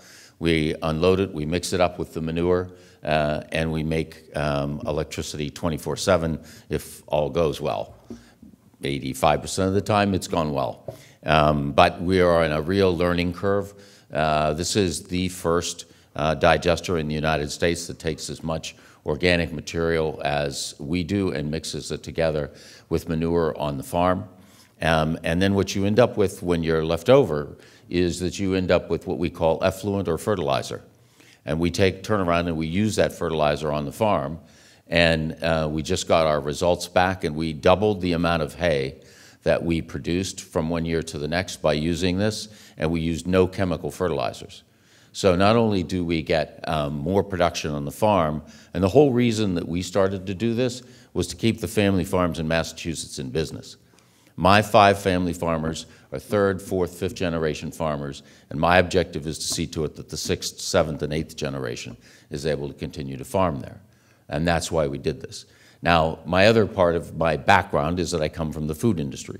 The food industry says we need to, because Walmart is telling them to, and then every other chain has followed practices, we need to have a sustainability index. And what this does is it makes sure that every single thing that is used out of the back end of a food plant gets reused and repurposed, and nothing gets thrown away. So what you're doing is you're taking the food chain and now making it complete. Because everything goes in, we take out the energy, we turn around, we put it into the fertilizer, we get back product that we can turn around and feed the cows with. So that's why we're here, that's what we do with it. And this is a little bit closer up version of it. We'll produce around 500 kilowatts. We're going to put in a bigger engine. We started this project 4.5 years ago. Every person that's been on this last panel, including the utilities and the regulators and everybody else, if we didn't have a collaborative effort of everybody trying to help us get this done, it wouldn't have existed. Because 4.5, 5 years ago, there was no such thing in any regulation that talked about biogas at all. So we had to literally change everything, and we don't know everything. So everybody had to help us, from whether it was Dwayne or whether it was the Mass CEC or MTC before that. There were a whole lot of people who helped us. I never in a million years thought it would take 4.5 years. I thought maybe a year at the most. But nonetheless, we are there. We have the first one up, and we're now negotiating to build 2 more with our banks. This is essentially what you do. You take manure, that's up in that left-hand column. You add that into these organic materials. And then to talk further about, like, within municipalities, what we hope will happen and what the state hopes will happen is, you know, by the year 2014, you will be forbidden as a food manufacturer from putting organics into landfills. That's because 60% of the landfills in the Commonwealth are full as of the year 2014. So there's a promulgation now being put in effect that you won't be able to do that. This is where you put it. So you put it in there. The second thing is that you then start to go to grocery stores, restaurants, and municipalities, and you gather up that organic material, and you also put it into here. An anaerobic digester is nothing more than a stomach. It operates at more or less about the same temperatures. It's enzymatic, okay, it doesn't explode, okay, or any of those kinds of things. So you're putting it into the stomach, you're digesting it, you get gas. In our case, we don't take Beano, we use it, okay? And then we make electricity out of it. You could, if you had a large enough facility, okay, now our farms are small, you could, in fact, make that into a natural gas and put it back into the pipeline. That technology does exist, and it's moving downward. Now, one of the big things that we also end up with is we end up with, in that fertilizer, that's liquid fertilizer. So we end up with a lot of water added to those nutrients, which, as you saw in my comment a minute ago, we've doubled our output without using chemicals. By the way, on our corn, we reduced by 50% the amount of chemicals that we use on corn, okay, and we increased our yield in corn by 33% this year in a drought year. And coming from an agricultural background, I just want to tell you that's huge. And those are numbers which the farmer gets to keep, and he uses in being able to keep that farm in business. So those are the kinds of things that then come out here at the bottom. You get electricity, fertilizer, we can get digested fiber that we can take out of that fertilizer, which basically becomes a replacement for peat moss, except it's peat moss on steroids. And obviously from an environmental benefit, it's significantly better than peat moss. You could market the carbon credits, we don't even talk about them. All the RECs and the things that Dwayne pointed out, the one change that he made in the last 2 weeks when he called me, I think about 2 weeks ago, and said we've finally got it set up so that you can recapture heat and you can get a certificate for that. That was worth $100,000 to us, okay? And that's, to us, a meaningful amount of money. So the Commonwealth, starting with the governor who came and opened the facility, and all of his people, I cannot say enough good things about what they do and what they try and help us with. By the same token, we're challenged. And our challenge is, how do you get money? Okay, and that's what we spend our time on. And net metering is an excellent tool. Okay, but when you're talking to a banker, he says, these guys can change their mind, and that'll all disappear. We want a 10-year fixed contract, blah, blah, blah.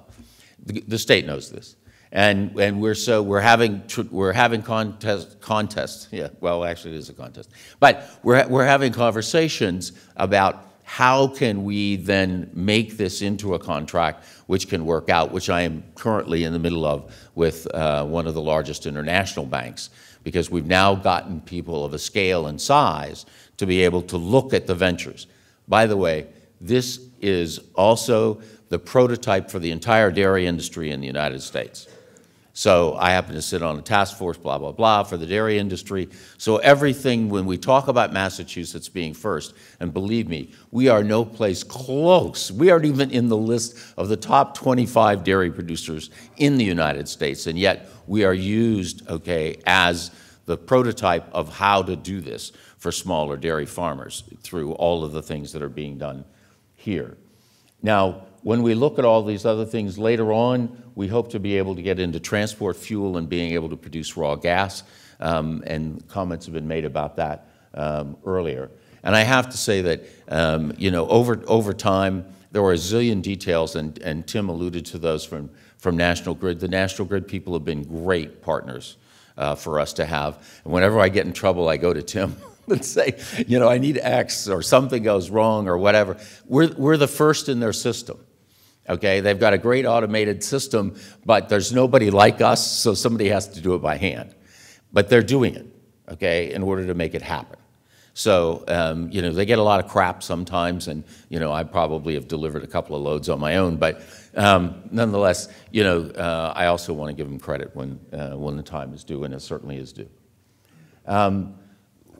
Basically, one cow will produce enough electricity to heat and total electricity in the home for one home. One cow, one home. You have 300 cows, 300 homes. Those same cows will reduce by the amount of greenhouse gas that we sequester is equal to 3 automobiles in a given year. So there's a real benefit to all of this happening to the society as a whole. Also, we reduce significantly the carbon footprint because we turn around through the net credits, okay, that we're talking about in the whole system that's set up, is we turn around and we sell those credits back to the same food companies that provided us with the organic material in the first place. And by the way, that's like Cabot and people like this, which is a local northeastern area, and a lot of our farmers are part of that. When Cabot does that, they get more points from Walmart. When they get more points from Walmart, they get more shelf space. When they get more shelf space, you sell more, which means we produce jobs and we keep food processing companies in the Northeast. So there's a whole competitive element to this of putting it all together. So we use energy and we use everything we're throwing away in a way to come back into the whole food system. So this is basically the organic food thing, and this is where it comes from, and you'll see that about half of everything that's produced in the Commonwealth comes from 700 food processing companies that are in the Commonwealth. And some are very small, okay, but some are also fairly sizable, okay, and we get involved with all of those. Then you can take on foods and restaurants and hospitals and so forth later. It's going to be something we're going to have to partner with municipalities because that particular product that comes out of those areas comes with a lot of stuff in it that you can't put in a digester. Chairs, locks, gloves, shoes, you name it, okay, old silverware. It all's got to be taken out of the system before that happens. But there's technologies and things which are going on, and in the next 2 farms, we're actually going to be taking solid material and not just liquid material onto the farm. We do this in a way, by the way, that the farm used to have complaints about odor. Okay, Randy has had 0 complaints this year about odor. So we do it in a way that we actually enhance, okay, the air quality that's around the farm as well. So we want to be good stewards of the land. We always have been, and we continue to try and do that there. What this tells you is that fracking, which I would say to you that water and what you do with the fracking water is a huge issue. And it's huge also to us, and we're hoping in the technology that they develop, and anybody that tells you that it is developed is lying, to be perfectly blunt, okay? And if they were telling the truth, we would use it. Because what we want to do is we want to separate out of the effluent, we want to be able to separate out the nutrients and then take all the water that we have and put the water back into a stream so that it can go down the hill and go into the reservoir for the town of Rutland. And that way, water is going to become one of the resources, and as a farmer, you come to learn that, okay, that is going to be a huge challenge to all societies, and particularly to ours. So we also have the pathway through doing this, okay, to be able to save and reuse tremendous amounts of water. And we need to do that through being able to separate out chemicals, nutrients, whatever you want to call them. And anybody that tells you that that's a fine science is full of crap. To be very blunt. But so that is where we are, okay? That's where we want to be, and that's where we would like to go. And as all of my, I am not a farmer, by the way. I was the furthest thing from a farmer, but having now lived with these guys practically, okay, I've become just as blunt and straightforward as they are. We've had good friends. Okay, they've helped us put it together. We have a lot more to do, and our biggest problem is how we raise financing, and we have to do that by tweaking some of the system. So that's what we're doing. Fantastic. Wow. 3 great stories. It's 11:40. We got 10 minutes for questions and answers. Who wants to fire away? In the back of the room. Yes, sir.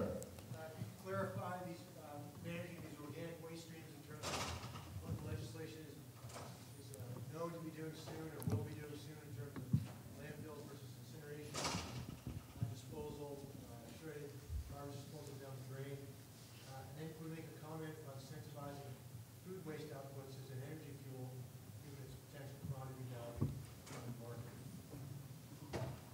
Yikes. Okay. Now, I've spent 20-odd years in renewables and did a lot of things with ethanol and everything along the line. So organic material will have a significant value. Today, people pay to get rid of it. Within 5 to 10 years, we will be paying to get that material, as will everybody else. The more we separate the different organic streams, whether those are paper that are involved in the process, packaging that's involved in the process, or whatever, then the more value that we can create because we can capture the energy that rests inside of that organics. The state, and I can't, well, I know a little bit about the regulations, but I would not be the guys, but I can get you to the right people to talk to. Greg Cooper and his whole team have all of this set out in terms of what they want to do with each of the streams. But there is a plan, okay, that the Commonwealth has, and there have been countless meetings, open meetings, and committee meetings that we were a part of, but where they've laid out how they're going to do each of those. Massachusetts is, again, the first state in the union to ban organics. And now there are at least 6 other states, mostly in the Northeast, that are going to follow that same ban. And I think that you will see that spread across the United States as we then use that resource. But it's a valuable resource. It's one today that we just basically threw in a pile. And we can turn around and mine that pile quite effectively, which has, by the way, been done in Europe for many years. And I'm not sure I answered everything, but if you talk to me afterwards, I'll get as much of it and I'll give you as many people as I can. Terrific. My wife has put a worm composting bin in our basement, so we're competing for that organic material. Next question. We got another one. Yes, sir. Mr. Odell, the city of Worcester has a climate action plan that I think is better than Cambridge MIT's. I think that's because of the consortium. One of the parts of the plan is they want to put a hydroelectric head inside between the 2 Holden reservoirs. And WPI designed a system where you can pipe the water from the lower reservoir back up to the higher reservoir at the same time, cleaning it, actually improving the water quality. In effect, what you create when you do that, if you do that, is a uninterruptible power supply for our water filtration plant that sits out there. And already Washington's recognized the solar power array we set out there. By doing that, combining different kinds of alternative energy sources, we can keep that plant running 24 hours a day, 365 days a year. And because of climate change, you can see how important not only having a smart grid, but you have to have a reliable power source and a system of delivering it. By building that there, I think Worcester's going to be ahead of the rest of the world in terms of recognizing the need that what's mission critical. That having just a smart grid is just the first step, but identifying what should be on that grid. I just want to congratulate you, first of all, for the climate action plan you have. And do you know when that part of the plan you might be starting to look to implement in terms of putting the hydro head dam in or any of the other work that's in the plan? Hello. It's an excellent point. The plan actually required, as you pointed out, 2 pieces. One, the solar piece, and the other, the hydroelectric piece. The solar is now implemented. The last bit came online at the beginning of this year. The hydroelectric piece is a little bit more tricky for a variety of reasons. It's somewhat new. It's not quite as cost effective as the solar was. So the short answer to the question is I don't have a timetable. The longer answer is that I don't have a timetable. So I'll have to get back to you on that. But I think it's a very good point. We're actively pursuing it because I think it's, as you say, it's not just a great idea financially, but it's a great idea in terms of energy security. So actually, yes, Chris, in the back of the room.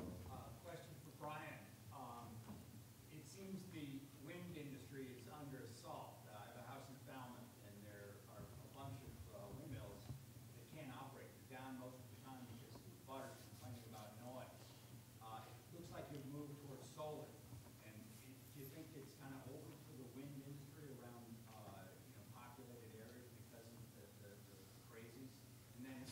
hydro. I know hydro is not considered renewable with Massachusetts Green Communities Act, and hydro is probably the most efficient thing you can do. Hydro Quebec is fantastic. But, Western Mass, you guys probably could do wonderful things with hydro. Any comments there?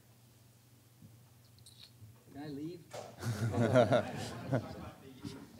The wind industry, for sure, I think, is going to be having a bumpy road going forward.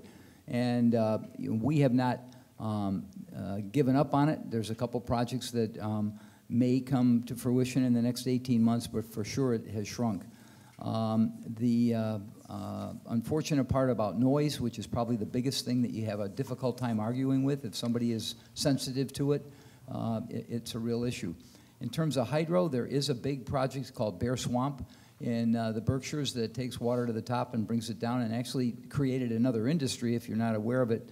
In Charlemont, there's a whole bunch of rafting and kayaks that go on as a result of letting the water out of that. I haven't figured out how we could do that at Jiminy, but maybe I should go back and think about it. We do, and interestingly that you said that, Chris, is we have 12 million gallons of water sitting at the top of the mountain all the time. Maybe there is a way to use it. Thanks. Okay, another question. Yes, sir, right. Along the same lines, many municipalities are now regulating solar projects. Even though the law in Massachusetts says that they can't, enforce local code beyond normal safety and those type of things. What we're experiencing, we've seen it in Holliston.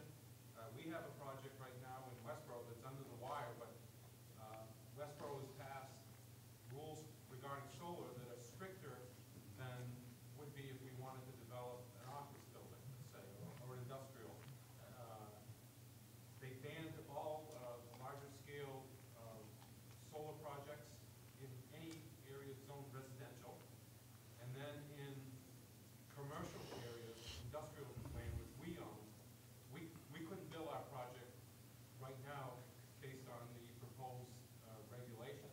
And I'm wondering, what is the state doing to enforce its own law? I mean, we can go to court and fight these projects for the next 3 years when all the tax credits are gone, and it doesn't, the law's on the books, and yet the state's not doing anything to support the law. So again, sort of that not in my backyard initiatives on the municipal level. Who wants to take on the state's, who wants to take a shot at that question? I pass. John? I just don't know anything about it. Can't help. Go ahead.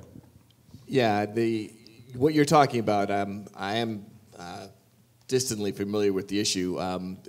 The concern, as you point out, is the concern is that not in my backyard, but more importantly, it's local control. There is a tax issue. It's the one issue that really didn't get addressed, and we didn't get a chance to talk about in terms of how these larger facilities are taxed versus profit. Places that for-profit companies versus non-profit entities like a university that wanted to do that, and how that's done.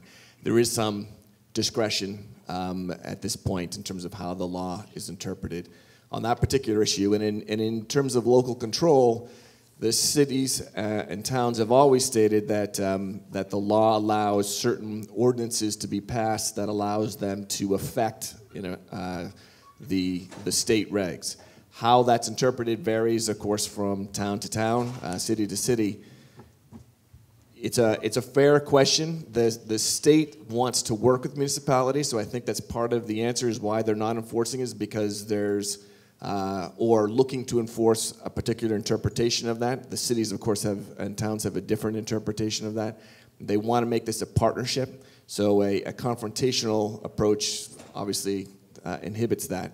So without being able to strictly answer your question, I think you got to look in the broader context is we don't want to derail the train inadvertently over a particular project when we're looking at the larger scale from the state level as well as from the community level. But I don't know about the particulars of your case, so I obviously can't comment on that. Okay, one last question and then we'll put a wrap on things. Do we have one more? Hand in the room? Counting once, counting twice. Okay, we have officially, oh, I'm sorry, whoa! And we have a bid from table number 7.